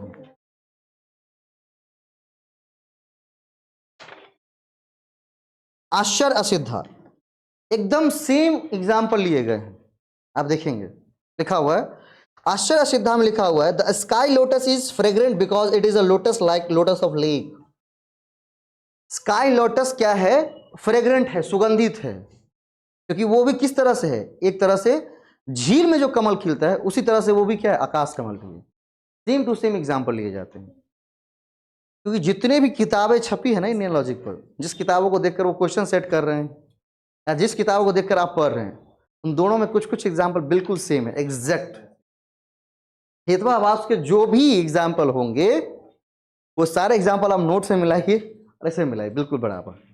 ये इसलिए नहीं कि भाई मैं बहुत महान हूं, इसलिए उनके पास जो किताबें हैं सेट करने के लिए वो, और जो चीजें हमारे पास मौजूद हैं पढ़ने के लिए, बिल्कुल बराबर हैं दोनों, है ना। तो इसीलिए जो एग्जाम्पल भी उठाते हैं वही उठा कर दे देते हैं, इससे क्वेश्चन क्या हो जाती है और आसान बन जाती है। हम स्काई लोटस पढ़ के गए, स्काई लोटस कहाँ मिल रहा है यहाँ पर? स्काई लोटस देखिए किसी और एग्जाम्पल में है क्या? नहीं। इसको क्या कहेंगे? आश्चर्य सिद्धा कहेंगे। तो डी का क्या हो जाएगा? 1। अब क्या है? सर्वरूप असिद्धा, वो भी लिखा हुआ है, लिखा हुआ है sound is quality because it is visible, है लिखा हुआ है यहाँ पर, sound is quality because it is visible. तो बी का क्या होना चाहिए? सर सी का क्या होना चाहिए? 4 होना चाहिए, है ए का 2, सी का 4। चलिए अगला हम पढ़ाते हैं, क्या है आपका अगला है व्याप्त असिद्धा। Everyone there is fire there is smoke, जहां कहीं भी आग लगी होगी वहां क्या होगा? धुआं होगा। तो व्याप्ता की बात कर रहे हैं, मतलब क्या हो जाएगा? बी का 3 हो जाएगा, है बी का 3 दिया हुआ, और डी का 1 हो जाएगा, आश्चर्य सब विचार। तो बोला कि ध्वनि शाश्वत है क्योंकि वह श्रव्य है, ठीक है। तो क्या हो जाएगा वो हमारा? डी का 1 हो जाएगा। सारे के सारे एग्जाम्पल में जो ये दिए गए वो, इसीलिए बहुत पतली किताब है दोनों। लगभग कितने पेज अगर मिला देना, कितने पेज है इस पे टोटल मिला करके? उसमें कितने पेज हैं पहले वाले में? 27 42 पेज, 21 पढ़ना हुआ ना, 42 3 उसके 3 6 1 7 1 8 8 14 1 15 42 और 15 कितना होता है? 57।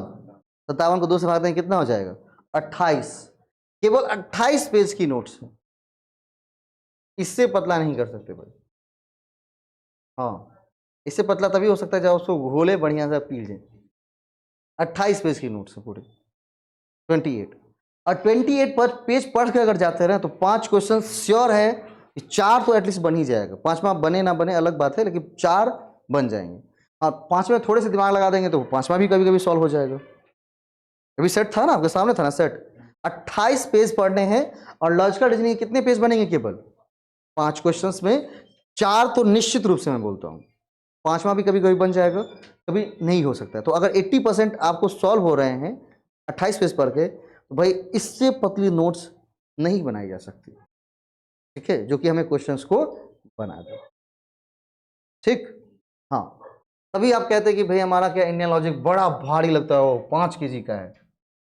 देखो जॉन दे दीजिए लेकर के, इस बार हम ही जॉन बढ़ के आ रहे हैं, माथा उठा के लेके आएंगे नोट्स, पता कौन सा देना है, फाड़ फाड़ के फेंकते रहेंगे। ले अगला है identify the common pattern of deductive reasoning in the following argument, है ना।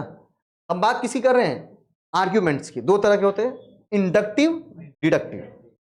क्या अंतर होता है दोनों में? एक होता है निगमनात्मक, एक होता है आगमनात्मक, है ना। आपके पेज नंबर जब आप नोट्स उल्टाएंगे तो फर्स्ट चैप्टर में ही लिखा हुआ है डिडक्टिव आर्ग्यूमेंट, ऐसा आर्ग्यूमेंट जहां निष्कर्ष प्रीमाइस से वैध रूप से अनुसरित होते हैं। मतलब कि कहता है कि जहां, अर्थात एक तरफा प्रीमाइस की सच्चाई, निष्कर्ष सच्चाई की गारंटी देता है। मतलब क्या है कि सभी कहते हैं कि आप सभी मनुष्य नश्वर हैं, जितना भी मनुष्य है सब क्या है? मरने वाला है, नश्वर है। राम एक मनुष्य है, तो आप क्या बोलते हैं? राम नश्वर है। ये क्या दे रहा है? आपकी 2 प्रीमाइसेस है। प्रीमाइस कितनी है आपकी? 2। प्रीमाइस 1 कहता है कि man is mortal, man is mortal, मानव मरणशील है। तो राम कहता है ओ भाई हम भी तो मानव हैं, राम इज मैन। राम क्यों मरे पता है ना? भगवान मरते हैं कभी क्या? नहीं, ठीक है। लेकिन राम तभी मरे ना भाई, लोग कहते भगवान थे तो मरे क्यों है? ठीक है, क्योंकि वो आए थे किस रूप को लेकर के? मनुष्य रूप को लेकर के। और जो भी व्यक्ति मनुष्य रूप को लेकर के आया है भाई, उसको एक न एक दिन जाना है। ये गीता का दम सार ज्ञान है ना। आए हैं तो एक दिन जाना है। अब कितनी अच्छी चीज और कितनी गलत चीज करके जा सकते हैं, ये निर्भर किस पर करता है? आप पर, हम सब पर, हम सब पर, हम भी अपने आप को काउंट करते हैं। राम इज मॉर्टल। ठीक है,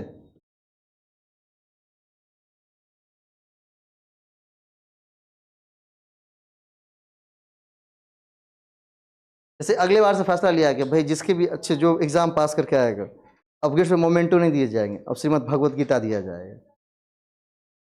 हाँ, कंसेप्ट चेंज करने का। हाँ, और तभी गलत काम करता है तो क्या, उसको भगवान मर करके उसको तेल में पकाया और नोच नोच के खाएगा उसको। हाँ, लिखा हुआ है। अगर हम जैसा कर्म यहाँ पर करके जाते हैं, गरुड़ पुराण में साफ साफ लिखी होती है, लोग खाली कान पार के सुन लेता है ना। बहुत बढ़िया, हो गया, गरुड़ पुराण खत्म, फिर वही काम शुरू होता है। कहते हैं कि भाई जिस दिन आपने अध्यात्म को पढ़ लिया, लोग इतने डर जाएंगे कि गलत काम करने से पहले 100 बार सोचेंगे, क्योंकि ये है ना, वो मरने के बाद होंगे, अभी तो होंगी नहीं, जब हमको आश्चर्य होगा। कहता है क्या कि यदि हम गैस भरवाने के लिए जल्दी नहीं रुकेंगे तो हमारी गैस खत्म हो जाएंगी, क्योंकि ये गाड़ी किससे चल रही पता है, सीएनजी से। और सीएनजी भरवाते वक्त क्या करना होता है, गाड़ी से उतर जाना होता है, इन्हें कि बबजेट की तरफ बैठे रहिएगा, सीधे विष्णु भगवान बुला लेंगे अपने पास गाड़ी सहित। गाड़ी फिर आ जाएगी उसके पास, आप फिर यहाँ आ नहीं पाएंगे, क्योंकि गाड़ी का इंश्योरेंस है ना, गाड़ी फिर मिल जाएगी ना उसको। लेकिन आप मिलेंगे क्या, नहीं, माना का कोई इंश्योरेंस नहीं होता। जब भी आप गाड़ी खरीदने जाते हैं तो जो उस एजेंसी का क्या होता है, ओनर होता है, वो आपको एक दिव्य ज्ञान देता है कि गाड़ी चलाएगा कौन। जैसे हम गाड़ी पहले खरीदे गए थे, हम पापा, तो बोला गाड़ी चलाएगा कौन सर, आप चलाइएगा। बोले नहीं नहीं, हमको कहाँ आता है, छोड़ा सब ले लिया, आप नहीं चलाए। बोला हमको हुआ, बोले हाँ, बोले ये गाड़ी बहुत स्थिर चलाइएगा। मैंने मन किया कि तुम्हारा गाड़ी है रे, हैं, क्योंकि वो दिव्य ज्ञान दे रहा था कि देखो गाड़ी का इंश्योरेंस तो कर दिए हैं 5 साल तक, कोई दिक्कत नहीं, लेकिन तुम्हारा इंश्योरेंस नहीं ना है। ठीक है, ये दिव्य ज्ञान गाड़ी खरीदते वक्त सब जितने भी ओनर होंगे देंगे, संभाल के चलाइएगा। एक आदमी को ज्ञान दिया और वो दारू पिए हुआ था, उसको पूरा ज्ञान मिल गया, गया सीधे निकाला, हमारे सामने निकाला, गया 5 मिनट गाड़ी चलाया, फिर गाड़ी को एजेंसी में ला के रख दिया। क्या है पता है, गया ऐसा ब्रेक मारा कि वह अपना मुंह कान फूट करके चले गया सीधे वहां पर अलपट्टी के बगल में, और गाड़ी को लेके आ गया कि भाई वो जो ओनर वो देखा नहीं भाई, अभी 5 मिनट तो नहीं हुआ है गाड़ी को ले गया हुआ।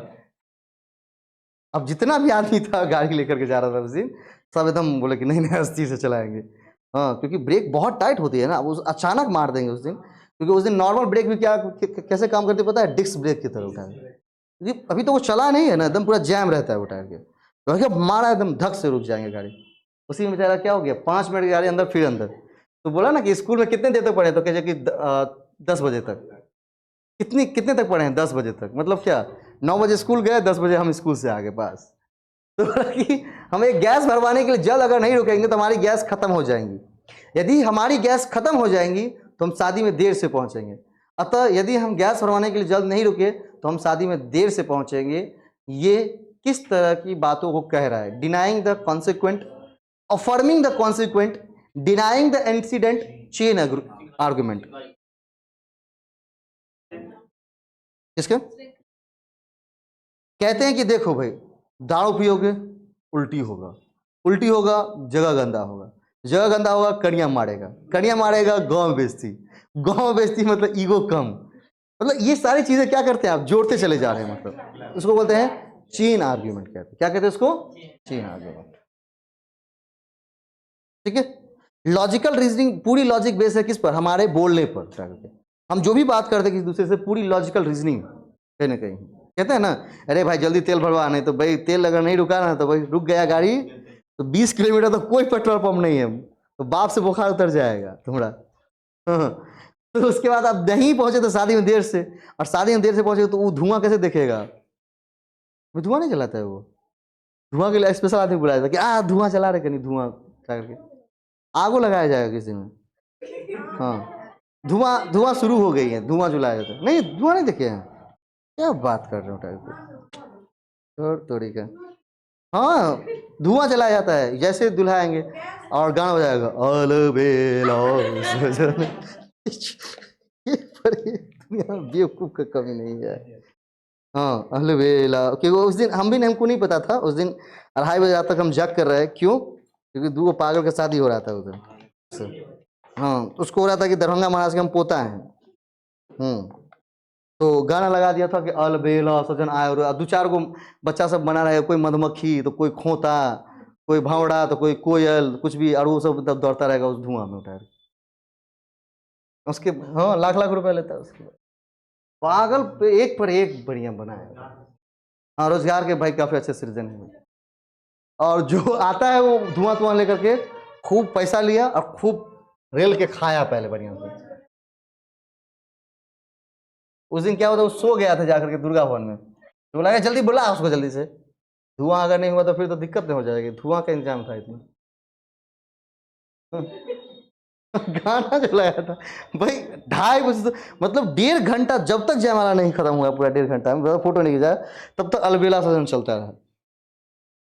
भाई बोर हो जाएगा कोई, दूसरों गाना लगा दे अजीब तरह से। वो रिकॉर्डिंग तो ठीक रहता है, पता है, अगर जो गाने वाला आता है कभी कभी, एक तो रिकॉर्डिंग वाला है, वो जो गाना वाला आता है एक ही आदमी 3 रंग का वॉइस निकालता रहता है, वो गाएगा अलबेला सजना, क्योंकि उसको 1.5 घंटा तक गाना है तो क्या करेगा, ट्यून चेंज करता रहेगा। सर चलिए, अत्यंत अभाव शाश्वत है।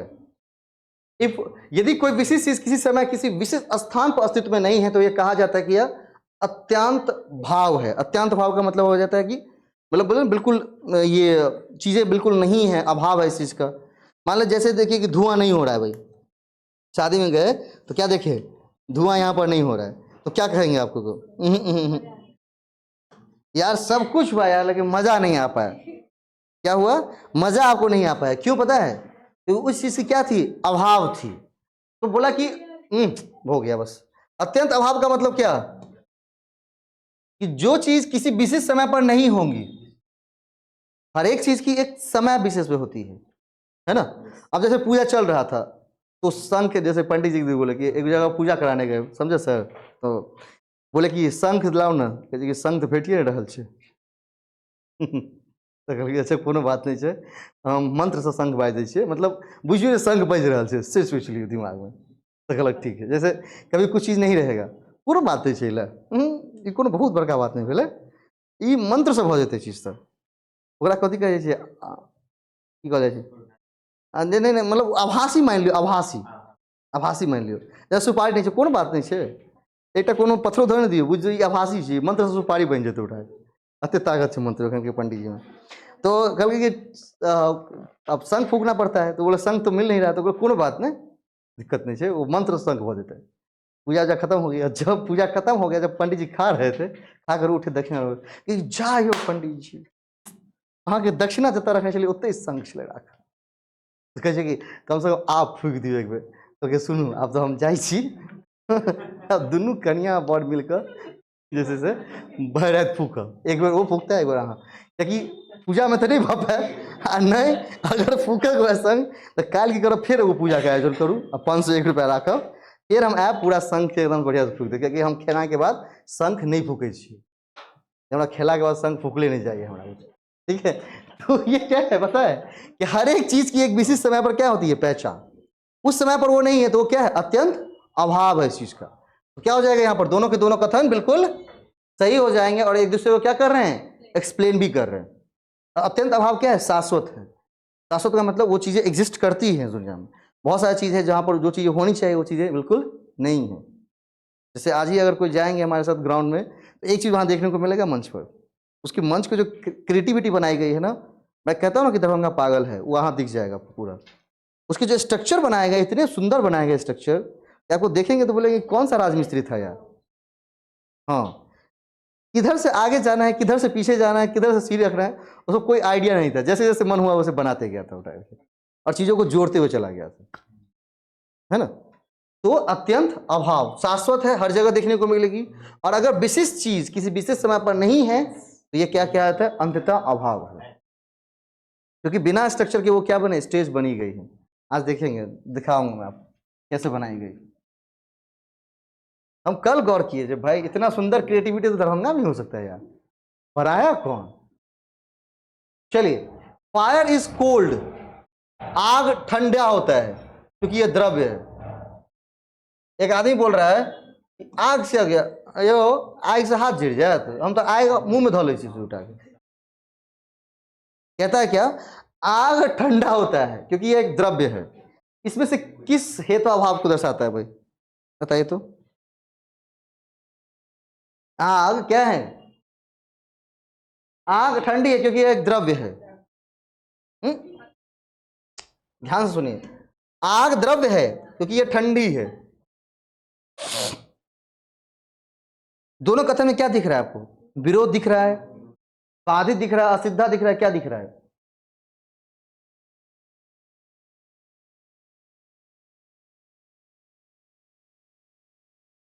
किसके?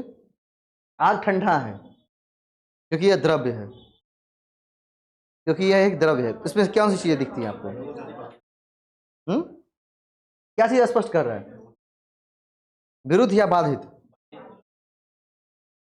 विरुद्ध या बाधित?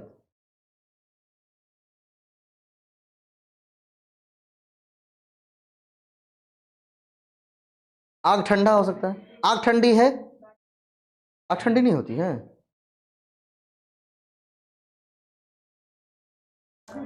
आग ठंडा नहीं होता है।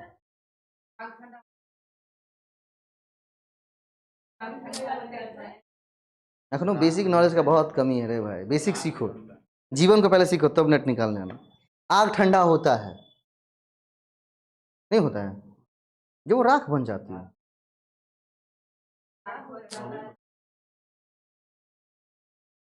भैया हम जलाते हैं उठाकर चीजों को, कभी किसी के अथी में गए हैं कि नहीं, जब आदमी मर जाता है सरझप्पी में, नहीं गए हैं ना? हाँ, नहीं गए हैं तो अपने में जाएंगे तो देख ही जाएंगे।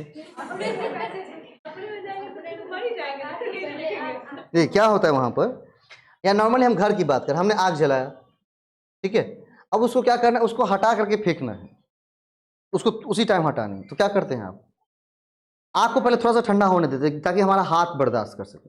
हमारी त्वचा की इतनी कैपेसिटी है कि कुछ टेम्परेचर को ये क्या कर सकता है, झेल सकता है। अब ये नहीं कि सीधे कोयले में हाथ लगा दें उठा के, नहीं झेल पाएगा क्योंकि नॉर्मल टेम्परेचर को बर्दाश्त नहीं कर सकता। तो एक जब टेम्परेचर कम हो गया तो आग ठंडा हो गया ना कहीं, वो है तो आग ही।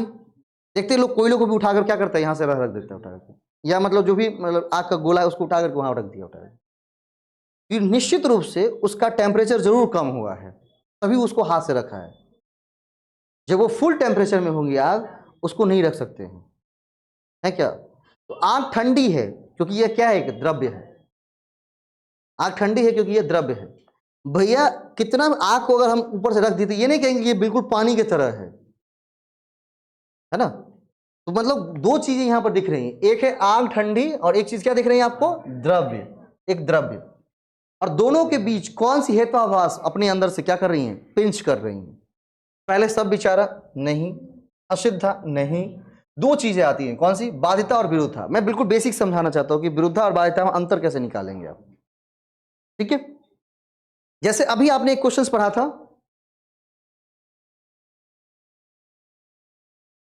ये ध्वनि श्वासत है क्योंकि उत्पन्न की जाती हैं। आपने क्या कहा, ये विरुद्धा है, मतलब दोनों में कहीं ना कहीं विरोधाभास जैसा चीजें दिख रही है। यहां पर क्या है, यहां पर क्या है, आग ठंडी है क्योंकि एक द्रव्य है। यहां विरोध दिख रहा है क्या, नहीं, क्या दिख रहा है, बाधिता। आप समझे? तो जब इस चीजों क्वेश्चन को सॉल्व करेंगे ना, तो एक बार प्रश्न को नहीं पढ़िएगा, कम से कम एक दो बार करेंगे, थोड़ा मन से पढ़ने का मतलब क्या, उसकी गहनता को समझना है, ठीक है? वो खुद ही वाक्य ही कहेगा कि मैं क्या हूं, बाधिता। क्योंकि द्रव्य होना, द्रव्य और आग ठंडी दोनों क्या कर, एक दूसरे की बाधा को क्या कर रहा है, इंगित कर रहा है। अगर वो क्या है, ठंडी है, इसका मतलब द्रव्य बिल्कुल नहीं है, और द्रव्य है तो वो आग कभी हो नहीं सकती है, ठीक है? आग ठंडी होगी, वो द्रव्य है, द्रव्य कैसे हो सकती है, द्रव्य क्या होती है, लिक्विड, जैसे पानी, ठीक है? इसको मैंने बताया भी हुआ है जब मैं पढ़ा रहा था, याद अगर किसी को हो क्लास में, कब यहाँ पर थे, हेत्वाभास में मैंने उस टाइम लिखवाया भी था एक चीज, ये आग वाला एग्जाम्पल, तो क्वेश्चन आए थे इससे, एक बार आग वाला एग्जाम्पल लिखवाया हुआ, इसका थे कि नहीं क्लास में, है लिखा हुआ, देखिए तो आग वाला लिखा हुआ एग्जाम्पल कि नहीं?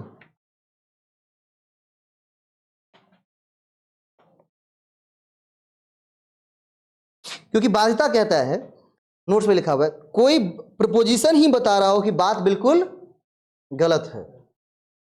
नहीं, विरुद्धा के बारे में कहता है कि जब मिडिल टर्म में क्या हो रहा है, कॉन्ट्राडिक्ट हो रही है। मिडिल टर्म में क्या हो रही है, मतलब कॉन्ट्राडिक्ट, मतलब जो कंक्लूजन उसमें कॉन्ट्राडिक्शन है। अब यहां पर हम जैसे बात करते हैं कि आग ठंडी है क्योंकि यह द्रव्य है, ठीक है भाई। द्रव्य ठंडा कौन सा होता है, द्रव्य। अगर उसको भी गर्म कर दे तो गर्म हो जाएगा ना। तो आग ठंडी में मतलब प्रिपोजिशन ही बता रहा है क्या, मैं गलत हूं। जैसे हम कहते हैं क्या, the air is heavy because it's empty. Air बहुत भारी है क्योंकि ये बिल्कुल खाली, ये खाली जगहों को भरती है। तो भाई खाली जगहों को भरती है एयर, लेकिन इस वजह से भारी नहीं है। भारी इस वजह से उसमें, क्योंकि उसमें मॉइस्चर है, गैस है और भी धूल कण है, इसलिए वो भारी होता है। हवा भी भारी होती है ना, है ना, हवा का भी द्रव्यमान होता है। क्यों, क्योंकि उसमें मॉइस्चर है, गैस है और धूल कण है। तो कोई चीज भारी है और उसमें कहते हैं कि वो भारी है क्योंकि वो खाली है। खाली चीज भारी कैसे हो सकता है, ठीक। तो आग ठंडी है क्योंकि ये एक द्रव्य है। तो किसकी बात कर रहा है, बिल्कुल बाधा की बात कर रहा है, मतलब खुद ही में अपने आप को बात क्या कर रहा है, वो गलत कह रहा है। और विरुद्धा में क्या देख रहे हैं, कॉन्ट्राडिक्शंस।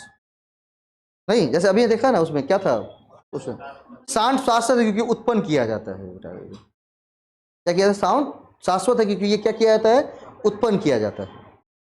नहीं, जैसे अगर हम मान लीजिए शांत ही बैठे रहे तो कुछ ना कुछ ध्वनि बिल्कुल चलती रहती है। आप कहीं शांत भी बैठे रहे तो एक प्रकृति की अपनी एक ध्वनि है जिसको कोई उत्पन्न नहीं कह रहा है, वो एकदम नेचर बाई चलती चली जा रही है। हाँ, हमें नहीं सुनाई देंगे क्योंकि हम क्या है, बिल्कुल ऐसे साउंड में, अशांति में है जो कभी सुनाई ही नहीं देगा। कहाँ पर सुनाई देगा, इसी लोग हिल एरिया जाते हैं। नहीं, और उससे भी साउंड सुननी हो प्रकृति की तो क्या करिएगा, OnePlus का फोन खरीद लीजिएगा। हाँ, OnePlus के फोन में रिलैक्सिंग मूड दिए हुए हैं, एक ऐप जिसमें क्या है कि नदी का जो पानी का शोर होता है ना, उसको रिकॉर्ड किया गया है। हाँ, लाखों कमाते हैं इससे लोग रिकॉर्ड करके। देखिएगा कि अभी एक ब्लॉग से बनाता है बड़का माइक लेकर के, यहीं बैठे हुआ है, चिड़िया का आवाज को क्या करता है, कैप्चर करता है। वो आवाज बहुत महंगे बिकते हैं भाई, वो वॉइस। क्योंकि आदमी का जो साइकोलॉजी पढ़ता है, कहता है आदमी का माइंड इतना अशांत हो गया ना कि उस आवाज को सुने तो वो शांति आ जाएगी। तो लोग शांति को खरीदने के लिए पैसा दे रहे हैं भारत में, क्योंकि इतना अशांत कर दिया लोगों को। हाँ, वो एक मेडिटेशन सेशन चलता है उसको, मतलब जितना मरीज है सब गया, बैठ गया चुपचाप और प्ले कर दिया, सुन रहा है। उसको बोलता है कुछ मत बोलना है, सुनना है। ये क्या होती है, इसकी मेडिटेशन होती है, उसको साउंड मेडिटेशन कहा जाता है। क्या कुछ सही बोल रहा हूँ क्या, हाँ, उसको साउंड मेडिटेशन कहते हैं, साइकोलॉजी में एक टर्म है। क्योंकि मतलब नेचर के साउंड से, जो मतलब चिड़िया का साउंड है, नदी का साउंड है, मतलब जो मतलब अपने नेचर खुद के द्वारा क्रिएट किए गए साउंड से, उससे आदमी को क्या करता है, दिमाग को रिलैक्स करता है। जो आदमी बिल्कुल क्या हो गए, अशांत हो गए, वो भी बिकती है भाई इंडिया में। अपने लोगों को भी खरीदना पड़ेगा कुछ दिन बाद, अभी खरीदने की जरूरत नहीं है।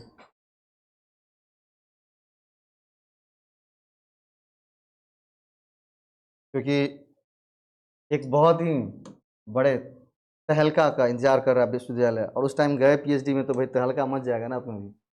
लिखा है, ऑल पिग्स आर शिप, सभी सुअर भेड़े हैं, सभी भेड़ बकरियां हैं।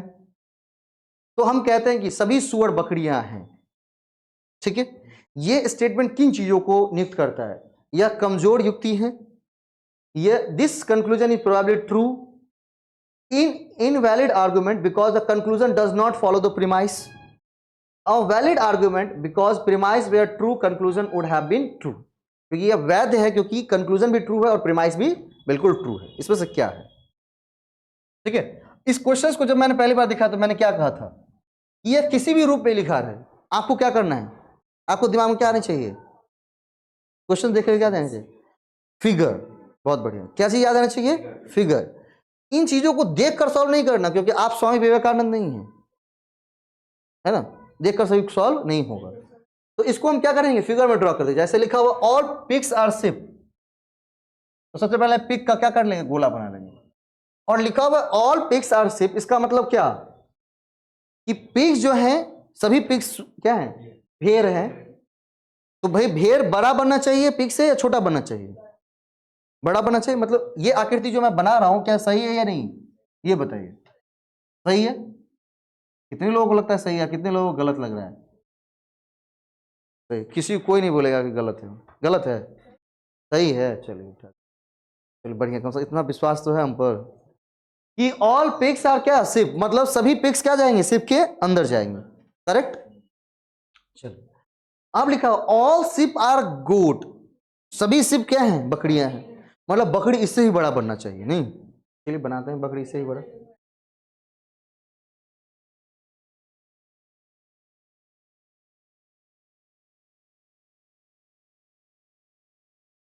भाई हमारा ई कॉपी ऐसा है ना जिसको कितने भी खर्च करेंगे कोई दिक्कत नहीं ना है, इसीलिए इतना बड़ा ही बना दो, कोई फर्क पड़ेगा नहीं, ठीक है। अगला लिखा all pigs are sheep, all sheep are goat, ठीक है, पूरा बकरी बी लिख दिया हम।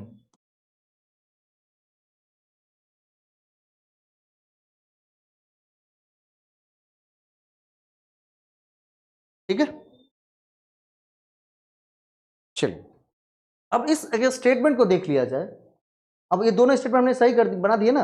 अब लिखा कंक्लूजन क्या लिखा हुआ, देयरफॉर में, इसलिए क्या कह रहा है, इसलिए सभी पिग्स गोट हैं, सभी जो सुअर हैं वो बकरियां भी हैं, पिग्स जो है बकरियां हैं, सभी पिग्स बकरियां हैं। क्या इस फिगर को देख कर लगता है पिग्स बकरियां हैं या नहीं, लगता है पूरा पक्का, तो फिर क्या होगा भाई, आंसर क्या होंगे, आंसर क्या होंगे, ए, पढ़िए ध्यान से,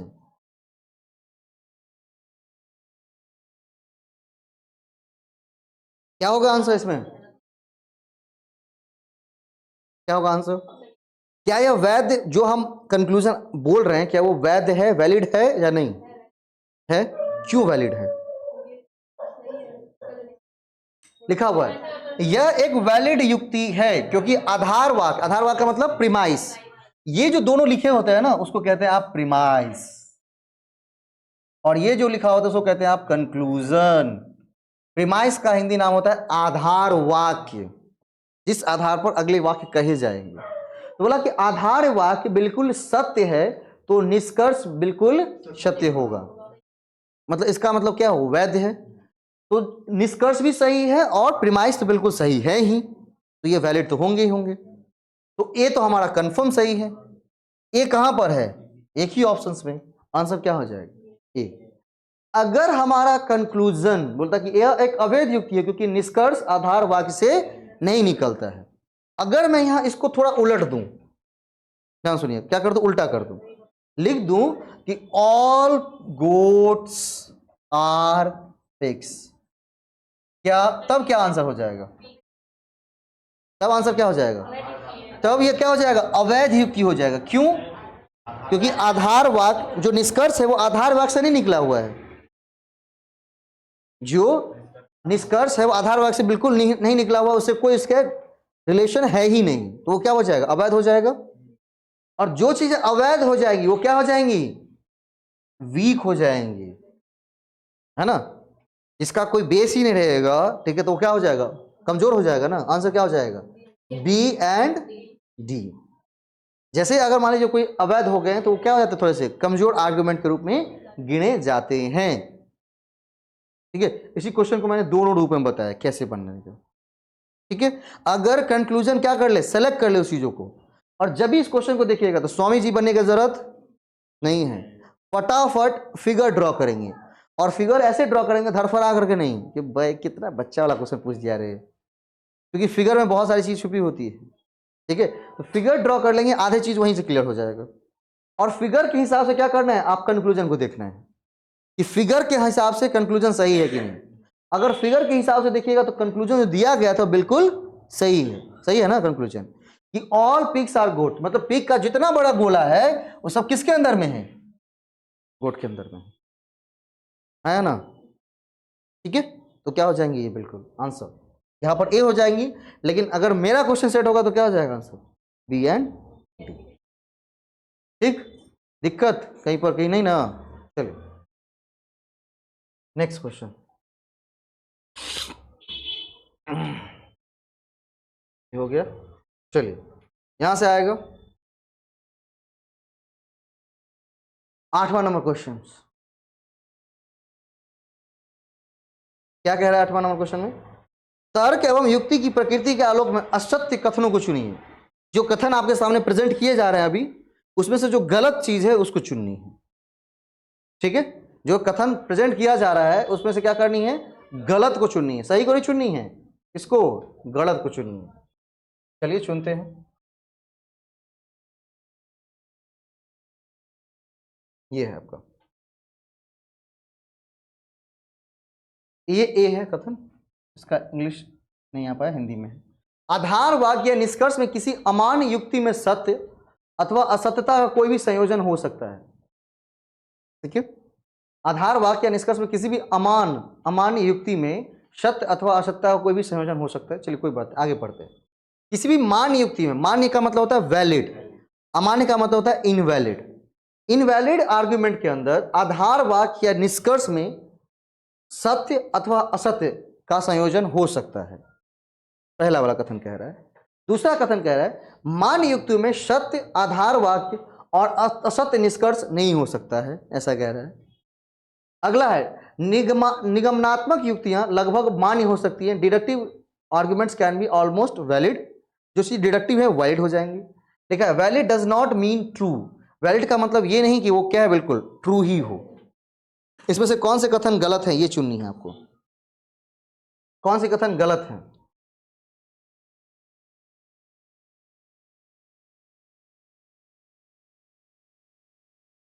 ठीक है, अभी उस फिगर्स को मैं फिर से एक बार लेता हूं आपके सामने, ठीक है, तब दिखाता हूं।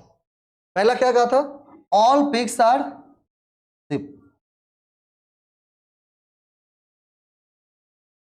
और ऑल शिप्स आर गुड्स। चलो अब इसमें इसके जितने भी क्वेश्चन है उसको सॉल्व करते हैं। सबसे पहला कह रहा है valid does not mean true, valid का मतलब ये नहीं कि वो ट्रू है, क्योंकि अभी आपका निष्कर्ष निकाल के दिया गया था क्या, कि सभी पिग जो गोट हैं, आपका निष्कर्ष क्या निकाल के दिया गया था, ऑल पिग्स आर गोट्स दिया गया था ना, all pigs are goats, right. तो ऑल पिग्स आर गोट्स, तो आपने क्या कह दिया कि सर ये वैलिड आर्ग्यूमेंट है, आपने कहा ना अभी वैलिड आर्ग्यूमेंट है, क्योंकि इसमें जो प्रीमाइस दिए गए हैं और जो निष्कर्ष दिए गए वो क्या करते हैं, एक दोनों को पूरा दोनों को सपोर्ट करता है, वही लगता है कि उसी से निकाला गया है बात है। तो अगर हम ये कह दें कि ऑल पिग्स आर गोट्स, ये चीज तो वैलिड है ना आर्ग्यूमेंट के हिसाब से, क्या ये चीज रियल दुनिया में सच है, सभी सुअर क्या हो जाएंगे, थी हो जाएंगी, बकरी हो जाएगी, दोनों में डिफरेंस है भाई। ये नहीं कि बकरी का मीट खाना तो सुअर का खाना लगना होता है, दोनों अंतर है ना। ठीक है, इसको कोई बुरा नहीं लीजिएगा, ठीक है, मेरा कहने का भाव दूसरा था। ठीक है, तो हमने कहा कि सभी पिग्स क्या हैं, गोट्स हैं, तो ये चीज वैलिड हमने मानी है। क्या ये सच हो सकती है कभी, नहीं, ये क्या हो जाएगा, गलत, ये सही है, सही है। Valid does not mean true, valid का मतलब ये नहीं कि वो चीज क्या हो जाए, रियल दुनिया में सच ही हो जाए, क्योंकि वैलिड और इनवैलिड इस बात को डिनोट करता है कि क्या कंक्लूजन जो है कंक्लूजन को प्रीमाइस सपोर्ट करता है या नहीं करता है। लेकिन इसका मतलब ये नहीं कि कंक्लूजन रियल दुनिया में सच है, वो उस आर्ग्यूमेंट के हिसाब से वैलिड थी, जो हमको फिगर दिखा था उस हिसाब से हमने कहा कि ये चीज वैलिड है, लेकिन वैलिड का मतलब ये नहीं कि वो चीज ट्रू ही हो। ठीक है, तो ये कथन तो बिल्कुल सच है, हमें तो ये चीजें नहीं है चाहिए, हमें चाहिए गलत चीजें, तो डी तो हमारा आंसर नहीं होगा। अगला पढ़ते हैं, लिखा हुआ आधार वाक्य निष्कर्ष में किसी अमान्य युक्ति में सत्य अथवा असत्यता को भी संयोजन हो सकता है। मतलब अगर इनवैलिड आर्ग्यूमेंट है, हम बोलते हैं कि ये चीज इनवैलिड है, तो इनवैलिड में प्रीमाइस के साथ गलत कंक्लूजन भी आ सकती हैं, नहीं, या प्रीमाइस गलत हो सकती है या कंक्लूजन गलत हो, कोई भी चीज अपनी उसका एक कॉम्बिनेशन बन सकता है, प्रीमाइस गलत या कंक्लूजन गलत। ये भी बात बिल्कुल क्या कह रहा है, सही कह रहा है। अगर प्रीमाइस या कंक्लूजन में कोई गलती होगा तो आप कहेंगे ना कि सर ये वैलिड इनवैलिड है, वैलिड नहीं है। बोलता है अगला, किसी भी मान्य युक्ति में वैलिड आर्ग्यूमेंट में आधार वाक्य और असत्य निष्कर्ष कभी नहीं हो सकते हैं। तभी वो चीज वैलिड होगी जब जो निष्कर्ष क्या होगा, बिल्कुल सच होगा, असत्य नहीं हो सकता है। ये भी बात बिल्कुल क्या कह रही है, सही कह रही है। तो गलत बात क्या है भाई, ये deductive arguments can almost valid, भैया चाहे डिडक्टिव हो इंडक्टिव हो, उससे कोई फर्क नहीं पड़ता है। जब तक प्रीमाइस और कंक्लूजन के बीच संबंध नहीं आएगा तब तक वो वैलिड या इनवैलिड चीजें नहीं हो सकती। केवल डिडक्टिव होना, केवल राजा का पोता हो जाना तो राजा नहीं हो जाएगा, है ना। जो भी हमारा राजा के बीच राजा साहब के पोते हैं, उनको लगा कि राजा हैं तो लोग राजा मान लेगा क्या? नहीं ना भाई, क्या? क्योंकि राजशाही शासन चलेंगे तो राजा थोड़े होंगे, नहीं होंगे। वही बात है, क्योंकि केवल सिर्फ डिडक्टिव हो गया है तो अब मान लेंगे कि वैलिड है, इंडक्टिव हो गया तो इनवैलिड है, ऐसा जरूरी बिल्कुल नहीं है। इंडक्टिव होना डिडक्टिव होना अलग बात है, वैलिड और इनवैलिड होना बिल्कुल अलग बात है। बात समझे सबको? एकदम सब शांत बैठ गए, एकदम पूरा बोर लग रहा है क्या? नहीं नहीं, बहुत अच्छे तरह समझा रहा हूँ एकदम एक एक चीज। क्वेश्चंस निश्चित रूप से आएंगी अगली बार क्या इसी बार तो आई गई हैं, कितने दिन बाकी हैं। बरा रे जतन सहम सिया धिया पोसलो, तो वो सिया राम लेने जाए, ये वाला बात है। गाना आता है कि नहीं ये वाला, जो दुरागमन टाइम गाना जाता है ना?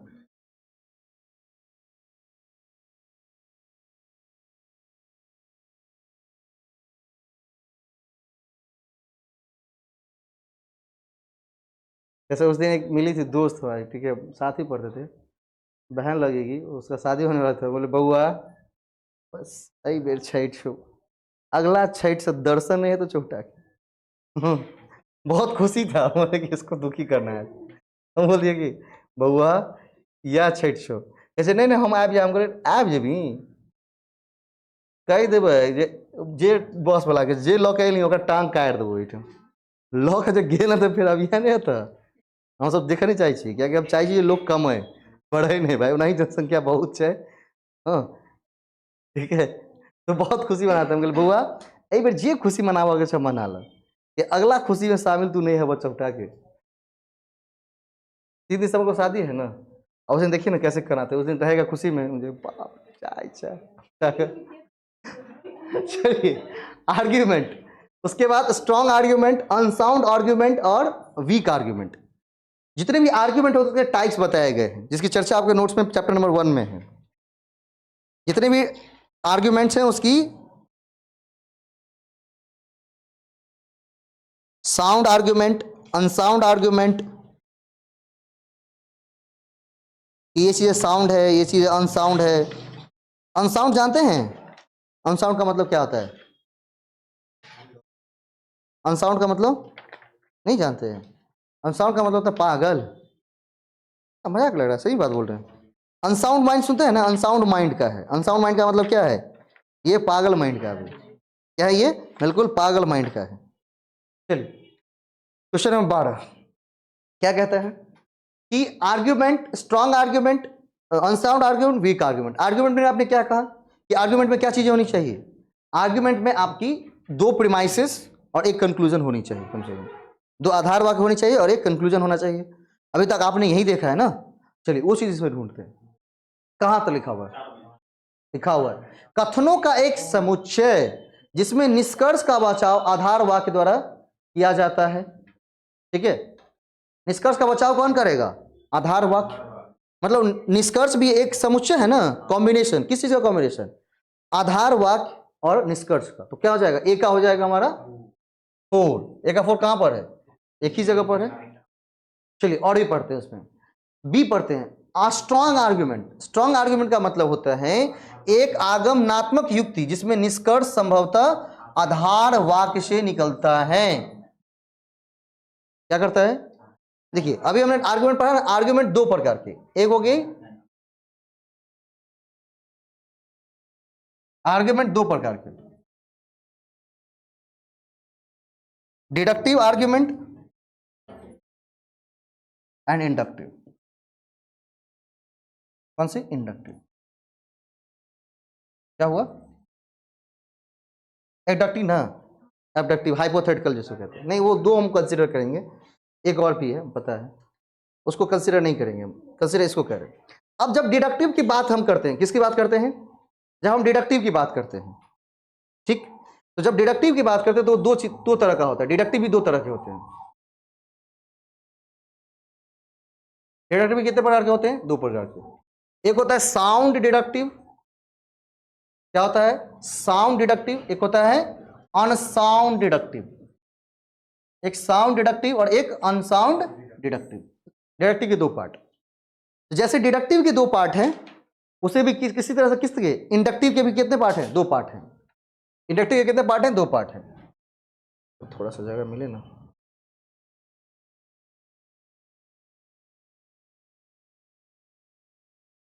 इंडक्टिव के दो पार्ट हैं।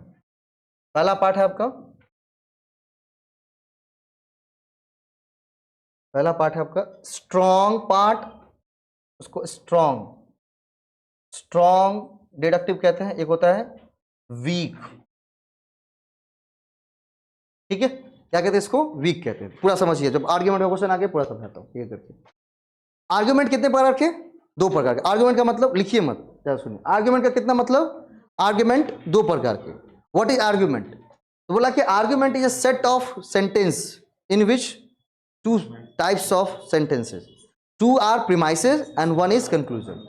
मतलब तीन वाक्य होंगे आर्ग्यूमेंट के अंदर, एक होगा प्रीमाइस वन, प्रीमाइस टू और कंक्लूजन। अभी तक हमने कंक्लूजन सही है, प्रीमाइस सही है, ये सब बातें बिल्कुल हम अभी तक नहीं कर रहे हैं। अब उसमें कौन सी आती हैं आपकी? दो आती हैं। कौन सी आती हैं? दो, डिडक्टिव आर्ग्यूमेंट और इंडक्टिव आर्ग्यूमेंट। और एक और भी आती है जिसको आप क्या कहते हैं? एबडक्टिव। उसको नहीं पढ़ना है हमें, डिडक्टिव इंडक्टिव को ध्यान में रखना। बोलता है कि डिडक्टिव आर्ग्यूमेंट कहते हैं कि जहां निष्कर्ष प्रीमाइस से बिल्कुल अनुसरित होते हैं, ठीक है, उसको कहेंगे वैध, नहीं निगमनात्मक कहते हैं, इसको आगमनात्मक कहते हैं। अब जैसे हम कहते हैं क्या कि इसको कहते हैं डिडक्टिव आर्ग्यूमेंट को, जब रिसर्च में पढ़ेंगे डिडक्टिव रिसर्च, इंडक्टिव रिसर्च, तो कहते हैं एक टॉप टू बॉटम है, टॉप टू बॉटम है, और एक क्या है? बॉटम टॉप है। टॉप टू बॉटम, एक बॉटम अप है, बॉटम नहीं, एक है टॉप डाउन, टॉप डाउन है, और एक क्या है? एक बॉटम अप है, बॉटम अप है। ये दोनों उल्टा करते हैं, लेकिन ठीक था, कोनो बात नहीं, मिल जाएगा सर। चलिए, डिडक्टिव की बात हम जब करते हैं, क्या कहते हैं? डिडक्टिव की बात करते हैं तो डिडक्टिव रिसर्च को चलते हैं। डिडक्टिव रिसर्च में क्या कहा था? ये कौन सी है? टॉप डाउन है या टॉप बॉटम अप है? पंडित जी क्या है बताइए? डिडक्टिव रिसर्च कैसा है? नोट्स में लिखा हुआ है बॉटम अप, पक्का। कितने लोग वोट कर रहे हैं? एक दो ही आदमी, बस एक ही दो आदमी का। अरे भाई, टॉप डिडक्टिव रिसर्च क्या है? टॉप डाउन है। सही है गलत है? गलत है। कितने लोग सपोर्ट कर रहे हैं भाई? अच्छा, इंडक्टिव क्या होता है? इंडक्टिव रिसर्च टॉप डाउन, वहां भी टॉप कैसे हो जाएगा? दोनों जगह टॉप कैसे हो जाएगा? अच्छा, हिंदी में उसका नाम क्या है, सो बताइए तो। आगमनात्मक। डिडक्टिव का नाम क्या है? इंडक्टिव का इन मतलब क्या होता है? आना, कम इन, ऐसे याद रखिए, कम इन मतलब आना। तो जब ये इन आ जाएगा तो क्या हो जाएगा? आना, आगमनात्मक। दूसरी हो जाएगा क्या सी? निगमनात्मक, जाना, है ना, निर्गमन कर गया है। बोलते हैं ना कि जल का निर्गमन, जल का निर्गमन का मतलब क्या? जल का बहाव की बात कर रहे हैं, ध्यान सुनिएगा पहले। और दूसरा क्या कहते हैं? आगमनात्मक, मतलब किसकी बात कर रहे हैं? आगमन की बात कर रहे हैं, आना की बात कर रहे हैं। देखिए क्या करते हैं कि जब कोई चीज पहले से बन के तैयार है, जैसे एक हम कह रहे हैं, एक थ्योरी है कि दो सम संख्याओं को जोड़ेंगे तो हमेशा वो क्या करेगा? सम ही देगा, एक सिद्धांत है। अब चाहते हैं कि आपके अंदर चूल मच गया कि नहीं यार ऐसा नहीं हो सकता है, तो आप क्या किए कि सोचेंगे कि नहीं चलो इसको क्या करते हैं, इसको प्रूफ करके देखते हैं। तो जो पहले से ही सिद्धांत बनी हुई है उसको क्या करना? उसको जनरलाइज करना, ठीक है। जो पहले सिद्धांत बनी हुई है उसको क्या करना है? जनरलाइज करना है। उसे क्या कहेंगे? उसे कौन सा रिसर्च कहेंगे? डिडक्टिव या इंडक्टिव?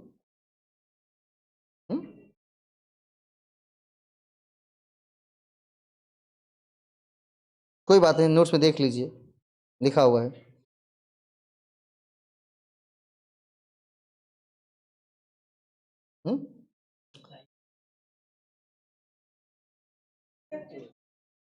इसमें नहीं लिखा होगा, वो रिसर्च में लिखा हुआ है। इसमें नहीं, इसमें कम ही लिखा था भाई। जब वहां पर लिख दिया तो यहाँ काहे लिखूं? मेरा पेज ज़्यादा बर्बाद होगा ना भाई, हैं? और वहाँ नहीं पढ़े तो नहीं पढ़े, क्योंकि सब ना पढ़ना है, आपकी गलती है। वहाँ पर लिख ही दिया है, वहाँ पर जो चीज़ यहाँ लिखी है वहाँ वो नहीं लिखी है, वहाँ जो लिखी है वहाँ यहाँ नहीं लिखी है। डिडक्टिव रिसर्च का मतलब होता है, सुनिए ध्यान से, कोई चीज़ सिद्धांत पहले से बनी हुई है और रूल क्या होता है हमेशा सबसे ऊपर। जैसे आपने क्या कहा संविधान दिवस को, संविधान सबसे ऊपर है, तो रूल सबसे क्या होते हैं, ऊपर होते हैं ना रूल। तो रूल सबसे ऊपर है, उसको क्या करना, प्रूफ करना, मतलब नीचे। तो रूल किस पर लगती है, लोगों पर ना। लोग क्या है, रूल से नीचे या रूल से ऊपर, नीचे। तो भाई कोई भी प्रिंसिपल्स बनी हुई है, ठीक है, उसको क्या करना, जनरलाइज करना। क्या करना, कोई भी प्रिंसिपल्स बनी हुई है उसको क्या करना है, जनरलाइज करना। क्या कहलाएगा वो, डिडक्टिव। ठीक है, क्या कहेंगे उसको, डिडक्टिव। जनरल प्रिंसिपल्स बनी हुई है, वहां से कहां जा रहे हैं, स्पेशल केसेस पे जा रहे हैं। जैसे ही कहा आपने कि मनुष्य नश्वर होता है, आपके दिमाग में फीड है। अब देखिए कि भाई दादाजी भी थी, आए हमारे चले गए, दादी माँ आई चली गई, तब आपके दिमाग में लग जाते नहीं यार सही कह रहा था लोग, मैन इज मॉर्टल, कि दादी माँ मरी उसका एकासा द्वासा किए, दादा हमारा एकासा द्वासा किए, हमरो एकासा द्वासा कोई ना कोई करेगा। हाँ, तो ये क्या हो जाएंगे, डिडक्टिव। ठीक है, अब क्या करें कि भाई आपके पास कोई थ्योरी नहीं है, आप क्या करते गए हैं कि देखते गए हैं, देखते गए, देखते गए और उससे एक थ्योरी बना ली उठा के। जैसे मैंने थ्योरी बनाई है कि आधा दरभंगा एकदम उसका दिमाग नहीं है सर, जो दरभंगा का मूल निवासी है उस सबका खास करके, जो बाहर से आ गया उसका अलग है, उसके पास आधा पार्ट है उसका। क्यों, वो काम ही ऐसा करेगा। उसके काम अगर देख लेंगे तो आपको लग जाएगा नहीं भाई सच में यार ठीक बोल उठा के, किसी भी तरह से काम करो। चाहे दरभंगा के मिस्त्री को देख लें, प्लम्बर को देख लें, वो कोई काम ऐसा करके जाएगा कि आपको लगेगा कि भाई ये यूनिक सिर्फ दरभंगा वाले ही कर सकते, दूसरा कोई नहीं कर सकता। तो चीज़ों को देखते गए तो आपके क्या बन जाती है, एक परसेप्शन बन जाती है, सिद्धांत बन जाता है, प्रिंसिपल नहीं, क्या बन जाती है, सिद्धांत। उसे क्या कहेंगे, हाँ। जैसे कहीं पर पूजा हो रहा हो, दरभंगा का जो मूल निवासी सब होगा जाएगा वहाँ, लाठी वाठी वहाँ मारना लगेगा, और जहाँ पर लाठी हो रहा वहाँ पर वो कहेगा वाह क्या बात है, ऐसे ही होना चाहिए समारोह 2-4 बार। राम भगवान का रैली निकलेगा, भाला होगा, ग्रास सब निकालेगा कि आज हार चीर देंगे हमको। अरे भाई राम भगवान को कभी भाला ग्रास लेके नहीं देखे हम। बोला राम मैं कर देते हैं, इसका काम पागल का काम है। इसको क्या कहते हैं, पागल मतलब क्या, जो ऐसी एक्टिविटी करे जो सामान्य लोग नहीं करते उसको पागल कहते हैं। तो उस दिन रोड पर कोई निकलता है, जो अच्छे लोग हैं सब घर दुआ के बैठे थे, जाने दे यार आज पागल का बस्ती उठा, आज कुछ नहीं कहे उसको, तो कल इसका अपने आप भूत उतर जाएगा, अपने आप शांत हो जाएगा उठा, है ना। कि तो क्या करते गए, चीजों को घटनाओं को देखते गए और वहां से आपने क्या डिसाइड कर लिया, प्रिंसिपल डिसाइड कर, इसको कहते हैं इंडक्टिव। हमारे पास प्रिंसिपल का आना, तो जो जनरलाइज चीजें थी, जनरलाइज चीजों को देखते देखते हमने क्या बना ली है, खुद की एक प्रिंसिपल बना ली है, उसे कहेंगे इंडक्टिव। और डिडक्टिव का मतलब होता है जब एक प्रिंसिपल है उसको हम प्रूफ करके देख रहे हैं। ठीक है, बात समझ गए। अब डिडक्टिव की कितनी पार्ट, 2 पार्ट की बात हमने की डिडक्टिव में, साउंड और अनसाउंड।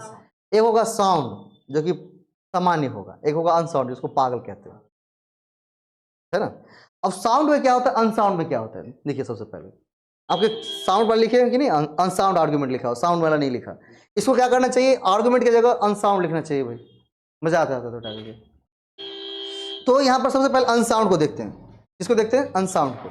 अनसाउंड बोल रहा है कि एक निगमनात्मक युक्ति जो या तो अमान्य होती है और जिसमें कम से कम एक वाक्य गलत, एक आधार वाक्य गलत होते हैं।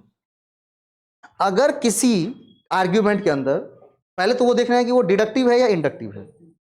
तो डिडक्टिव चीज ही कभी भी अनसाउंड हो सकती है, इंडक्टिव कभी अनसाउंड नहीं हो सकती, क्योंकि इंडक्टिव की 2 ही पार्ट होगी, या तो स्ट्रॉन्ग वीक। ठीक है, डिडक्टिव की 2 पार्ट होंगी, या तो अनसाउंड या साउंड। बात क्लियर, ये बिल्कुल जानना जरूरी है। डिडक्टिव के 2 पार्ट हैं, साउंड अनसाउंड। इंडक्टिव के 2 पार्ट हैं, स्ट्रॉन्ग वीक। तो कभी भी डिडक्टिव आर्ग्यूमेंट स्ट्रॉन्ग नहीं हो सकता और कभी इंडक्टिव आर्ग्यूमेंट साउंड नहीं हो सकता, साउंड या अनसाउंड दोनों में से कोई नहीं हो सकता। तो बोलता है कि एक ऐसा डिडक्टिव आर्ग्यूमेंट जो या तो अमान्य होती है या जिसमें कम से कम एक आधार वाक्य होती है गलत होती है। अगर वो अमान्य हो जाए, इनवैलिड हो जाए, मतलब इसको मानना ही नहीं, अमान्य, या एक प्रीमाइस ही क्या है, गलत है उसमें, उसको क्या कहेंगे, अनसाउंड, है ना। आपका बेसिक खराब हो जाएगा तो लोग कहेंगे ना पागल है, बेसिक ही खराब हो जाता है ना उसका, है ना। लोग ठंडा में क्या कपड़ा पहन के चल रहे होते, वो क्या करता, कुर्ता पहन के चल रहा होता एकदम पूरा, एक वो पतर का टी शर्ट पहन के गाड़ी से चल रहा होता, उसको लोग क्या कहते हैं, पागल है रे, पगला के लिए। जैसे गाँव का कि वो कुर्ता खरीदा था भाई की शादी के लिए, गर्मी में होना था भाई का शादी, लॉकडाउन लग गया तो भाई का शादी नहीं हो पाया, है ना। तो सोचा कि भाई कुर्ता कैसे पहन के जाएंगे, कि दिखाना है ना भाई, कुर्ता खरीदे हम। सोचा कि भाई भले ही कितना हो जाए, जनवरी में काहे नहीं शादी होगा, बिल्कुल ठंड में, 31 दिसंबर को क्यों नहीं होगा, उससे कोई दिक्कत नहीं, पहन के जाएंगे तो कुर्ता ही। और उसने डिसाइड किया था कि जो गाड़ी खरीदे उसी गाड़ी से जाएंगे, तो वो गाड़ी चढ़ा भाई, कार में बैठ कर हम लोगों को ठंडा लग रहा था, शीशा हम लोग बंद कर लिए थे, हवा आ रही थी, और उसमें वो करीबन 22 किलोमीटर की यात्रा की। जिसने देखा उसको निकलते हुए, क्योंकि बुआ आए अगर पहुंच गई तो तू अखत है, तू मरबी ही नहीं कहे फिर जब वहां पहुंच गया, पहुंच गई मरल ही नहीं तू, मैं तो उजला फिर कहूँ तो भोज खा के जरावो नहीं जा पड़े तोरा।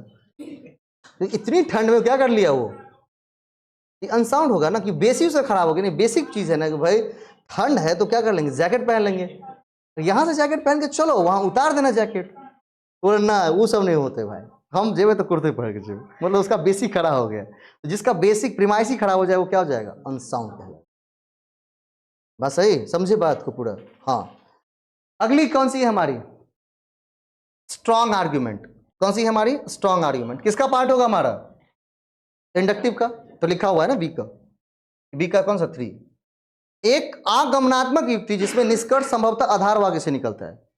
स्ट्रॉन्ग क्या होंगी कभी चीज, जब बेसिक ठीक है आपकी और तब कंक्लूजन निकाल के दे रहे हैं, तो क्या होगा, इसको बोलते हैं स्ट्रॉन्ग। आपकी प्रिपरेशन क्या है, स्ट्रॉन्ग है, बेसिक के गड़बड़ है भाई, प्रेमाइस ही गड़बड़ है, या कंक्लूजन जो आप बिल्कुल वाहियात दे रहे हैं उठा के। जैसे आपको कई कहा कि देख ना फन्ना के तोरा दीदी के बेटा आईएएस बन गए, तो कभी की भाग लेता, घूसे लेते हैं ना भाई, तो हम तो बेरोजगार छी, घूस नहीं ले छी यार, इसको क्या कहेंगे। एक आदमी था, सुजीत बोला जाएगा कि कल के भैया ओकरा चिन्है छियै, हम कहलिए हाँ, ओकर दीदी के बेटा अथी छै, एसडीएम छै, हम कहलिए हम बुझल है हमरा, तऽ ओकरा कहीं कहलिए कि रे तोहर दीदी के बेटा एसडीएम बनलो आ तू भरि दिन रील्स बनाबैत रहे छी, तऽ कहलक की भऽ गेलै, तऽ घूसे नहीं लेते रे भाई, हैं घूस लेते कि नहीं लेते से कह, अगर वो घूस नहीं ले तो हमरा कहिए तो हम आईएएस बन जाओ। मतलब ये क्या कर रहा है, बिल्कुल वीक एग्रीमेंट की बात कर रहा है, मतलब इसकी बात कर रहा है वीक एग्रीमेंट। वीक एग्रीमेंट का मतलब एक ऐसा आगमनात्मक युक्ति जिसमें निष्कर्ष संभवतः आधार वाक्य से निकलता ही नहीं है, मतलब जिसका कंक्लूजन ही बिल्कुल बेसलेस है, उसको क्या कहेंगे, वीक। जिसका कंक्लूजन प्रीमाइस से निकलता है उसको कहेंगे स्ट्रॉन्ग। इसीलिए अभी आपने कहा था क्या, स्ट्रॉन्ग और वीक की बात कही थी ना मैंने। और अगर आधार वाक्य से प्रीमाइस नहीं निकलता है तो क्या हो जाएगा, वीक। अगर निकलता है तो स्ट्रॉन्ग। और साउंड अनसाउंड कहां पे होंगी, डिडक्टिव में। अगर वो क्या करता है, साउंड में क्या कह रहा है बात, अनसाउंड में क्या कह रहा है, कह रहा है कि या तो अमान्य हो जाएंगी या प्रीमाइस ही गलत हो जाएगा, तो उसे क्या कहेंगे, उसे अनसाउंड कहेंगे। साउंड क्या कहेंगे, दोनों चीजें बिल्कुल परफेक्ट है तो साउंड है। बस समझ गए, डिडक्टिव का मतलब कोई थ्योरी बनी हुई है उसको प्रूफ करना। सही कह रहा हूं ना, गलत नहीं ना है भाई, हाँ, क्योंकि मैं भी भूल जाता कभी कभी बीच में। और इंडक्टिव का मतलब होता है कि धीरे धीरे चीजों को करते गए, तब इसको हमने ऐसे याद किया है कि सामान्य काम हम करते जाते हैं, एक दिन क्या मिल जाता है आपको, विशेष अनुभव मिल जाता है। अनुभव विशेष का मतलब सिद्धांत, और तभी सिद्धांत बनेगा बेहतर जब आप क्या करेंगे, क्रियाकलाप करते जाएंगे बार बार। तो क्या करेंगे, टेस्ट हम करते जाएंगे, मतलब जांच करते जाएंगे, इन्वेस्टिगेट करते जाएंगे, तो एक दिन हमारे क्या मिल जाएंगे, सिद्धांत मिल जाएंगे, वो हमारी खुद की होंगी, और उस पर आपको कोई डिगा नहीं सकता है। किसी दूसरे का सिद्धांत है, उसको क्या कर रहे हैं, प्रूफ करने की कोशिश कर रहे हैं कि ये सही है या नहीं, इसको कहते हैं क्या, डिडक्टिव।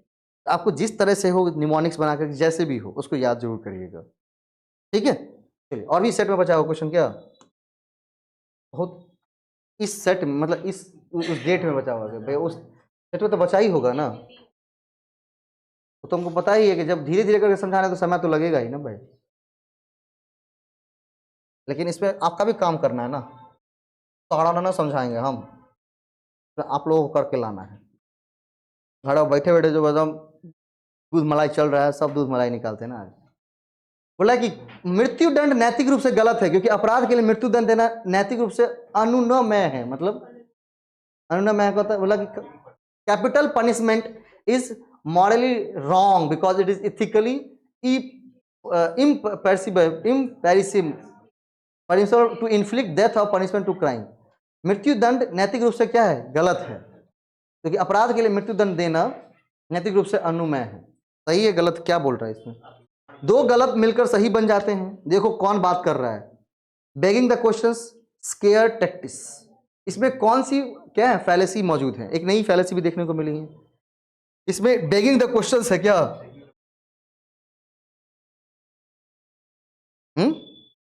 बेगिंग द क्वेश्चन है कि क्या है? कोई भी बेगिंग द क्वेश्चन नहीं है भाई। बेगिंग द क्वेश्चन में आपने क्या कहा? सर सजा मत दीजिए, बहुत भोला है। द सर, भगवत गीता में भगवान कृष्ण कहे हैं कि अपराध के लिए मृत्यु दंड नहीं सर।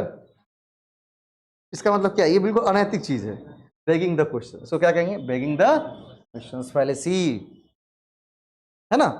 क्योंकि हम जो पढ़ के गए हैं वही आंसर करके आएंगे। दुनिया क्या लिखा हुआ है इसमें कोई फर्क उससे हमें नहीं पड़ता। तो आप क्या होंगे जब बाहर आएंगे तो दुनिया को सलाम ठोकेंगे, और नहीं तो हम निकाल के दू गाल पर देंगे, खींच करके उठाएंगे। तो सर हमारा लायक गिल कि हमारा लोग ये कहूँ नहीं भ जाए यार। तो तू डीसीओ तो नहीं भ सके छे रे।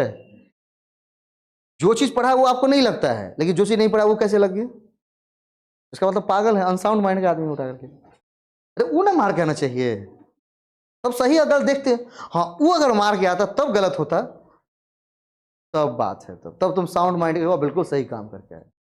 क्योंकि क्वेश्चंस अगर हम पढ़े और जिस हिसाब का हमने फैलेसी या कुछ भी चीज पढ़ा है उसी हिसाब से करेंगे। अपनी बेस से क्या करेंगे? क्वेश्चंस को हैंडल करेंगे। क्वेश्चंस आपको कंट्रोल नहीं कर रहा हूं, आप क्या करेंगे? क्वेश्चंस को कंट्रोल करेंगे। क्योंकि जब तक आप क्वेश्चन को कंट्रोल कर रहे होंगे आप एग्जाम में क्या होंगे?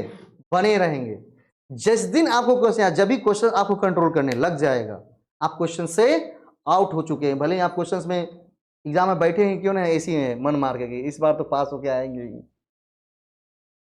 ये एकदम गीता की सच बात है, नेट की सच बात, जो कि कोई बताएगा नहीं, और ये बिल्कुल फैक्ट है। क्वेश्चन को हमको कंट्रोल करनी है अपने हिसाब से। चलिए अगला। जार का अस्तित्व नहीं है सभी प्रकार के गैर अस्तित्व के समान। The jar does not exist is common to all kinds of non existence. जिस तरह से दुनिया में बहुत सारी चीजें मौजूद नहीं है उसी तरह से जार भी मौजूद नहीं है। जैसे किसी दुकान पर गए, लेकिन दवाई चाहिए हो तो नहीं चाहिए, तोरा दुकान में किच छो कि नहीं। जैसे शंभू जी दुकान खोले हुए, बड़ा सुंदर आदमी, वो गए बोलेंगे शंभू जी कि कहीं वो दवाई दियो तो चाचा ये चीज़ नहीं है, एक बदला ये लिए ना। हम एकदम 5 मिनट बैठे उस दुकान पर उठे, दूसरा नहीं है ये वो ई खाद ई कीटनाशी दवा छो वो बोला मारे छे तुम्हें, वही सब बहुत पावरफुल है ई लिए ना। हम फिर एक बात बता, दुनिया में तोरा पास किछ मूल प्रणाली में छो कि सब ऑल्टरनेटिव है। कैसे की हो जेतै तो वो महंगा आवे छोटा इहो तो काज करते हो तो काज करते ई लिया ना भाई। हमरा कमीशन कौन चीज़ बेची देते हैं वही चीज़ हम बेचबे ना। बात बिल्कुल सही है। कमीशन कौन सी कमी देगी? क्योंकि ब्रांड जो कि जितने भी ब्रांडेड चीज़ होते हैं वो कभी भी रिटेलर या होलसेलर को कमीशन कम देते हैं, मार्जिन कम होती है। ठीक है, जो अनब्रांडेड चीज़ होती है उसको कमीशन खूब धांस के दिया जाता है। ठीक है, तो लोग किसको बेचना चाहेंगे? उसको भी तो भाई चलाना है ना अपना जीवन, कि ईमानदारी करके दूर दूर बेच दे अपना, नहीं ना। क्योंकि वो जानता है कि यहाँ का आदमी सब बिल्कुल भसंड है। बोलेगा 5 रुपये, बोलेगा 4 रुपये में नहीं दे भाई, 4 रुपये तो 3 रुपये में नहीं देवी, 3 रुपये तो 2 रुपये में नहीं देवी रे। फ्री में आया तो फ्री में बांटे छे। वो बोल दिया, वो क्या कर रहा है? ऑल्टरनेटिव बेच रहा है उठा करके। क्या कर रहा है? ऑल्टरनेटिव ही बेच रहा है उठा। जार का अस्तित्व नहीं है सभी प्रकार के गैर अस्तित्व के समान है। जार का अस्तित्व होगा पूर्व गैर अस्तित्व से संबंधित है। कौन से स्टेटमेंट सही है? क्या हो जाएगा? बोलता है कि the jar does not exist is common to all kind of non existence. जिस तरह से दूसरी चीजें मौजूद नहीं है उस तरह से हम कहते हैं कि जार भी नहीं है।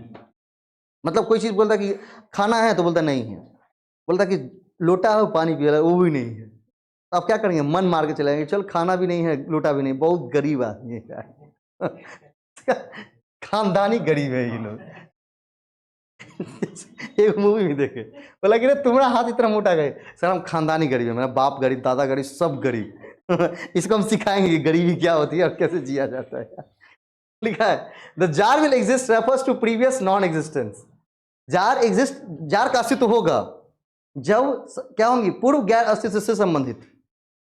जार का बोलते कि अभी लोटा नहीं है लेकिन लोटा हो जाएगा, तो क्या हो जाएगा, हम होगा। पर देखिए कोई चीज कहते हैं ना कि एयरपोर्ट है क्या दरभंगा में, बोला नहीं है, होगा। अब जैसे ही कह देते हो होगा तो क्या बोल जाती है, हमारी एक्सपेक्टेशन जुड़ जाती हैं, अभी नहीं है ना कोई बात नहीं, होगा।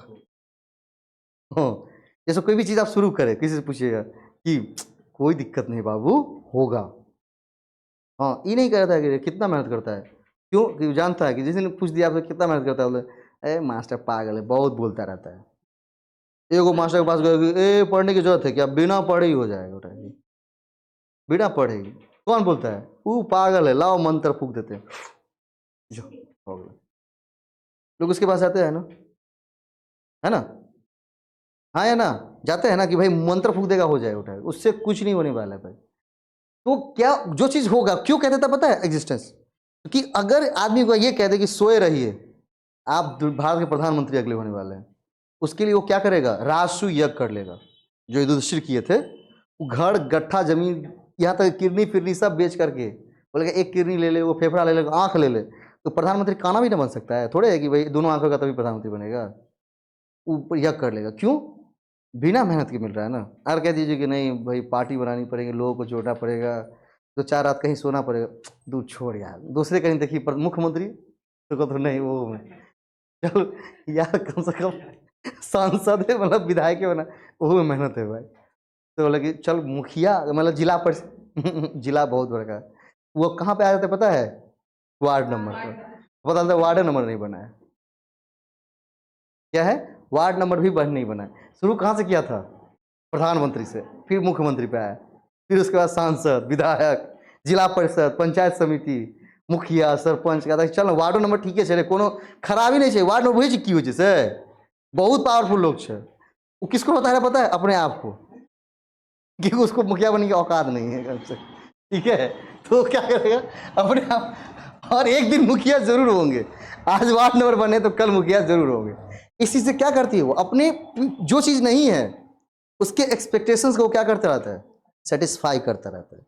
और ये दोनों के दोनों बात बिल्कुल करेक्ट है लॉजिकल रीजनिंग के अंदर, आप समझे, बड़ा मजा है लॉजिकल रीजनिंग पढ़ने में। बस इसके वाक्य को आराम से आप पढ़ें ध्यान से, तो और अपने जीवन से रिलेट करें कि विक्रम जी सही कही छे यो एक्सपेक्टेशन करा की हो छे मुख्य प्रधानमंत्री के पहले ना शुरुआते से हमरा अहाँ तक अहीं कहने रही नहीं की कहने रहा है ई वाला बात है ना, क्यों केस क्यों कहने रहा है, स्टूडेंटे कहने रहा है सर क्यों जे नेता बनत ने सबसे पहले शुरू करत कत से प्रधानमंत्री से, आ फिर लास्ट में वार्डो नंबर बन जाए तो कहते कि कोनो बात नहीं है मुखियो बनबे भाई, 5 साल बाद रुक के देखी 5 साल तक वो सेटिस्फाई करता, अब नहीं मुखिया बनलिए हमरा खार होकर मुँह नहीं निकल के बोल नहीं औकात बुझ गए चले हार। संख्या मतानुसार शब्द का अभिप्राय है, संख्या school of thought, word signified, एक संख्या स्कूल है, जैसे नया स्कूल है ना फिलोसफी, वैसे संख्या स्कूल है, नया स्कूल ऑफ फिलोसफी का एक पार्ट है संख्या। संख्या के अंदर शब्द का क्या मतलब होता है, व्यक्ति, आकृति, जाति, व्यक्ति, आकृति, जाति क्या होती है, वहां पर शब्द का मतलब क्या होता है, शब्द मतलब यहां पर वो हम बोलते हैं शब्द, वर्ड किस चीज को सिग्निफाई करता है, व्यक्ति, ठीक है, ये व्यक्ति लिख दिया, व्यक्ति का मतलब होता है वाक्य, ठीक है, ये संस्कृत का वर्ड है, इसको हिंदी में लिखते वक्त व्यक्ति लिख दिया है, इसलिए क्या किया गलती की है, इसको लिखा गया व्यक्ति, वाक्यिकी कहा इसको क्या आता है, इसको इस तरह से लिखते हैं, हमें भी पूरा संस्कृत उस तरह से लिखना नहीं आता है, तो वाक्यिकी कहते हैं इसको, क्या कहते हैं उसको, व्यक्ति, व्यक्ति कहते हैं इसको, मतलब संख्या स्कूल में वर्ड का मतलब होता है व्यक्ति, वाक्य मतलब जिससे हम क्या करेंगे, मतलब सब वाक्य क्या करेंगे, शब्दों को जोड़ के ही बनाएंगे ना, तो संख्या कहते हैं वर्ड मतलब व्यक्ति, ठीक है, व्यक्ति, व्यक्ति मतलब वाक्य ना, इसीलिए उसको वक्ता कहते हैं, ना आकृति होगी ना जाति होगी, व्यक्ति, आकृति, जाति, ठीक है। आई होप अब तक अंडरस्टूड। चलिए हमने किया है कहां तक, हमने आपको करके दिए हैं 14 जून शिफ्ट 1 तक, ठीक है। अब इसके 3 तो हमने कर दिए, बचे हैं कितने सेट, बचे कितने हैं? 15 सेट। कितने सेट बचे हुए हैं? 15, 18 सेट होते हैं, 18 सेट हैं टोटल। जैसे बचे हैं कितने? 15 सेट। एक दिन में कितना कर ले वो? अरे बोला ना भाई, उसी अनुसार से हो ना। कम से कम 2 दिन में हो जाएगा, 3 दिन में। आज कितनी तारीख है? 29। आज एक दिन हो गया, 30 एक दिन, 2 एक दिन। हम बात करेंगे 3 तारीख को। 3 तारीख बहुत लंबी क्लास चलने वाली, पहले कह देता हूँ। और उस दिन ये नहीं उठ के जाना है मुझे, ठीक है? 3 तारीख लगभग लास्ट कर रहा हूँ क्लास का। जो चीज़ें डाउट रहेंगी उस सबको एक दिन समेटेंगे उठा के। तो 4 घंटा 5 घंटा का खाना पीना ले करके इसका, और सबका ना उसी तरह से 3 तारीख लंबा क्लास चलने वाला है, क्योंकि 4 तारीख ऑफ रहेंगी, मैं जा रहा हूँ गाँव, ठीक है? इसको एक तो खुला ही हुआ है, एक का क्या है, एक तो ऐसे ही है। 3 को हम बोल रहे हैं, रविवार है ना, 3 रविवार है, 4 सोमवार है। सोमवार में रहूँगा नहीं, ठीक है? तो 3 तारीख तक तो 29 30 31 तो है नहीं, 1 हो जाएगा, 2 4 दिन बचे हुए हैं। 4 दिन में क्या करेंगे? बनाएंगे। अब ये नहीं कि बनबे नहीं कि समझिए भी नहीं लुटाएगा, तो कान के नीचे बजा के बजे उठाएगा, ठीक है? करना क्या है? नोट्स दोनों उलटने हैं। क्या करनी है? सबसे पहले आज जाइएगा, सबसे पहले क्या करिएगा, समझाता हूं, ध्यान सुनिएगा। नोट्स उलटिएगा, सारी चीज़ों को पढ़िएगा, एक एक चीज़ को। पहली चीज़, बहुत पढ़ने में समय लगेगा 28 पेज को, तो 1 से सवा घंटा, ठीक? दूसरी चीज़, ये जो भी लिखवाए गए हैं उसको एक बार नोट डाउन करिएगा। इसको नोट डाउन करने में लगेंगे 10 मिनट, करीबन 1.5 घंटे का आसपास। आज पढ़ लेना है केवल, ठीक है? अगर समय है तो ठीक है। क्वेश्चन कब से सॉल्व करनी है? कल से। 3 दिन का समय रहेगा ना, 6 से सेट करने होता है। 6 5 30 क्वेश्चन। 30 क्वेश्चन करने में कितना? 1 घंटा 1.5 घंटा, है ना? इसको जरूर प्रैक्टिस करिए, क्योंकि 5 क्वेश्चन अच्छे से बन जाएंगे एटलीस्ट, ठीक?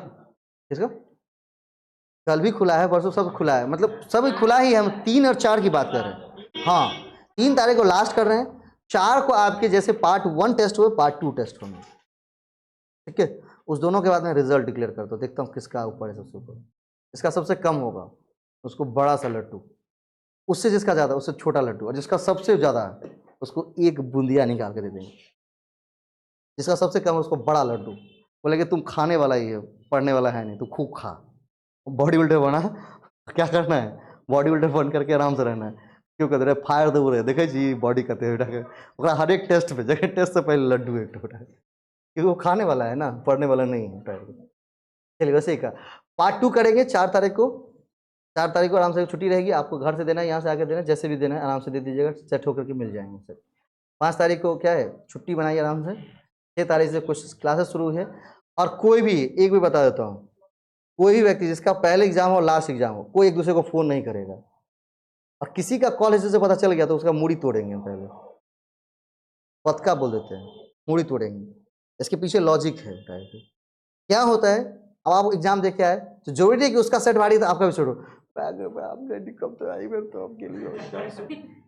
कोई किसी को फोन नहीं करेगा, और फोन करेगा तो अपनी हार की जिम्मेवार आप खुद होंगे, ठीक है? क्योंकि दूसरे का क्या है, हमारा क्या आएगा, कोई दिक्कत नहीं। वैसे तो इस बार है ही, एक शिफ्ट में एक ही विषय आएगा, तभी पेपर में सबका कॉमन है ना। हमारा ही पूछा का है, पूछा नहीं, पढ़ लिया जाकर, वो पागल की तरफ पढ़ना शुरू है नहीं, जस्ट कॉमन रिलैक्स, ठीक है? और जब 5 तारीख शुरू होंगी चीज़ें, उसके बाद जो नोट्स है एक बार क्या करनी है, उसको गो थ्रू करनी है आराम से। जो भी आप पेपर 2 में लिखे उसको गो थ्रू करनी है। याद हुई है नहीं याद हुई है, क्या हुई है, उसको कोई फर्क नहीं पड़ता है। आप शांति से एग्जाम बैठेंगे, आराम से एग्जाम देंगे, हाइपर नहीं होने, कोई दूसरे को फ़ोन नहीं करेगा, तंग नहीं करेगा, यहाँ की पूछ लो कि ये कब तक पढ़ लिए, 2 घंटा पढ़ ले, 4 घंटा पढ़ ले, नहीं। और फ़ोन कर रहा है तो उसको करेंगे, वो फ़ोन करना, उसको घर पर जाकर उसका जो उद्देश्य भार करेंगे ना घर का, उसका बोलेगा कि ऐसा दैत मास्टर नहीं देखने रहेगा, फटवा मारेंगे खूब खींच करके। क्योंकि इससे क्या होता है, एक दूसरे की साइकोलॉजी डाउन होती है लोगों की। जो जीतने वाला भी उसको भी हराएगा, तू तो खुद हार के आ गया है, पहले गया युद्ध लड़ने के लिए हार गया, बोला कि हम तो हार गए, तो दूसरा क्या है हार पास होगा, उसको भी हराते हैं। हम दुखी हैं, कोई बात नहीं करते। कोई पूछ, अगर मान लीजिए गलती से फ़ोन कर भी दिया पॉजिटिव, नहीं बहुत अच्छा एग्जाम गया है, बड़ा सुंदर पूछा, आप नोट्स पढ़ के जाइए, बिल्कुल बनेगा। हो सकता है कि अगला सेट कुछ अलग अच्छा होगा, सेट जरूरी थोड़ा कि एक ही तरह का सेट बना रहा होगा।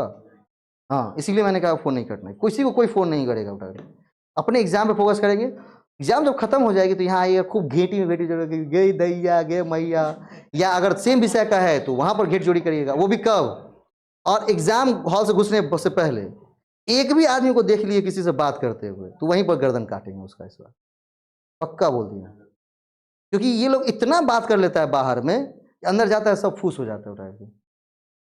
अपनी एफिशिएंसी को, दिमाग को बचा के रखना। कभी पूछिएगा मेरे बारे में किसी दोस्त से जाके, अभिलाष जी है ना, पूछिएगा। जब एग्जाम देने जाते तो किसी से नहीं बात करते, चुपचाप। कोई बोलता है रजनीश कैसे, तो एग्जाम जब दे के आते, पेपर दे दिए उसके बाद, की बेटा की हाल जो है ठीक ही रहा है, खे भी भुजा, खुए भी भुजा की, खुए भी खूब बात करे। क्योंकि जो काम करना था ना, काम वो करने आए ना कि कत्ते पढ़ के ली, की पढ़ लिया, केना भेले। उससे आप अपनी एफिशिएंसी बिल्कुल डाउन कर रहे हैं। आप पढ़ के जाते हैं, आप गलती इसीलिए करके आते हैं। चुपचाप जानी है, कोई टोक भी रहा होगा तो दीजिएगा एक चमाट खींच कर, चुपचाप रहो तो मार दो, आए गुड टूपी मार।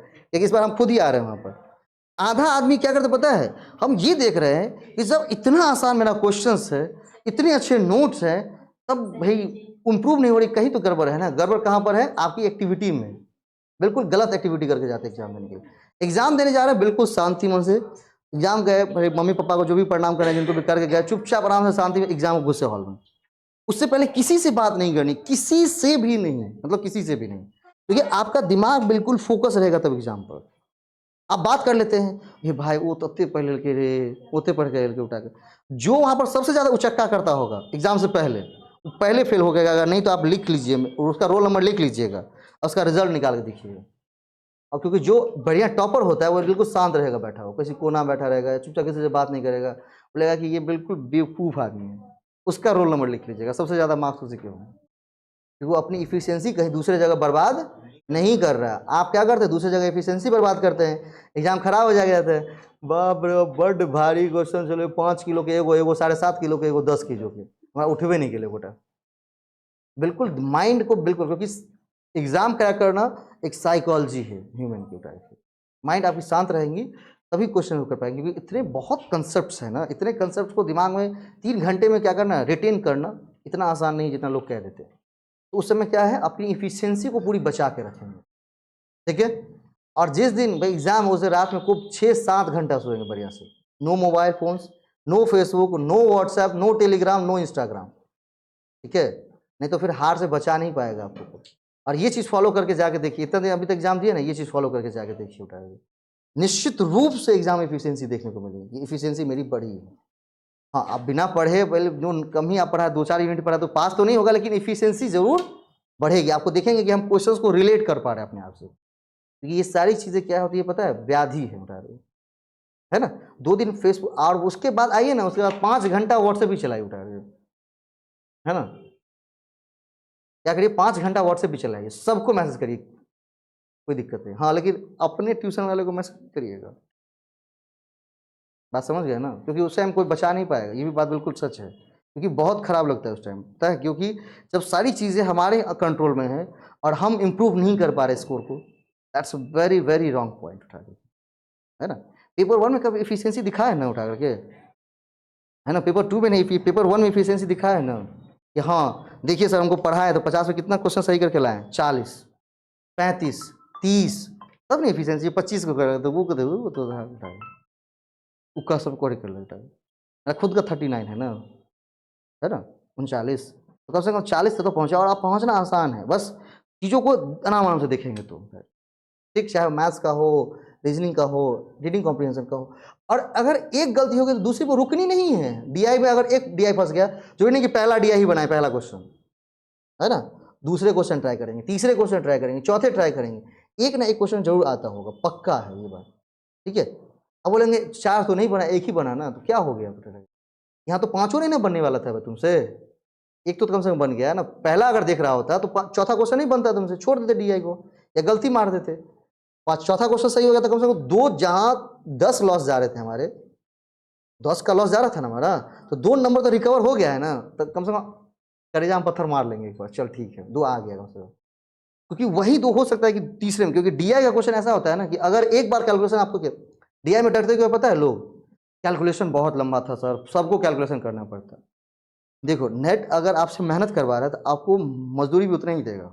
मजदूरी क्या देगा एग्जाम में, कि अगर पूरा कैलकुलेशन कर लिए एक क्वेश्चन में, तो देखिएगा कि 1-2 क्वेश्चन उससे जस्ट रिलेट होते हैं। है ना। अगर नहीं देखे होंगे तो देखिएगा, मैंने जितना देखा है वो मैं बता रहा हूँ टाइप, तो निश्चित रूप से रिलेट करता है, चाहे आप मॉक टेस्ट में देख लो, चाहे प्रीवियस ईयर क्वेश्चन कहीं भी देख लो टाइप। तो भाई अगर हमें 1 मिनट समय लग रहा है तो लगा करके 3 क्वेश्चन सही कर देंगे ना, 6 क्वेश्चन तो वैसे नंबर हो गया टाइप, 3 क्वेश्चन बन गए, काफ़ी है, ठीक है, 60% तो आ गया ना, यहाँ तो एक भी नहीं आ रहा था टाइप। बात क्लियर। तो बिल्कुल अपनी साइकोलॉजी को बिल्कुल ना ही बहुत ज़्यादा एग्रेसिव और ना ही बहुत ज़्यादा डिमोटिव, बिल्कुल पकड़ के, ठीक है। चलिए कल और इसको क्या करनी है, सॉल्व करनी है। 3 तारीख को जो जो दिक्कत होंगी उसको सॉल्व करेंगे। हाँ, यहाँ आते हैं, अगर एक दूसरे से कहीं सॉल्व हो जाए अच्छी बात है, पूछ लीजिएगा सॉल्व हो जाए तो। अब ये नहीं कि पूछते वक्त मछली बेचने लगना है प्रोटा के, जैसे पूरा दुनिया जान जाएगी हाँ ग्रुप डिस्कशन चल रहा है भाई, पूरी दुनिया को अपनी औकात नहीं दिखानी है, ठीक है। और बाकी हम करेंगे ही, कल में हम रिसर्च को शुरू करते हैं, क्योंकि मैंने सारी समझाई है, नोट से है, जो जो नई चीज़ें लगी उसको टिक आउट करके रखिएगा, हम जरूर बताएंगे पक्का, ठीक है। अब ये नहीं कि पढ़ने ही नहीं है, एक भी उसका सेट नहीं आप पूरा बना दीजिए उठाएंगे, उस दिन संभव नहीं है, तो बनेगा ही क्वेश्चन, है ना। हाँ सब चीज़ लिखे गए, जो जो दिक्कत होगी हम बीच बीच में है ही मदद करने के लिए।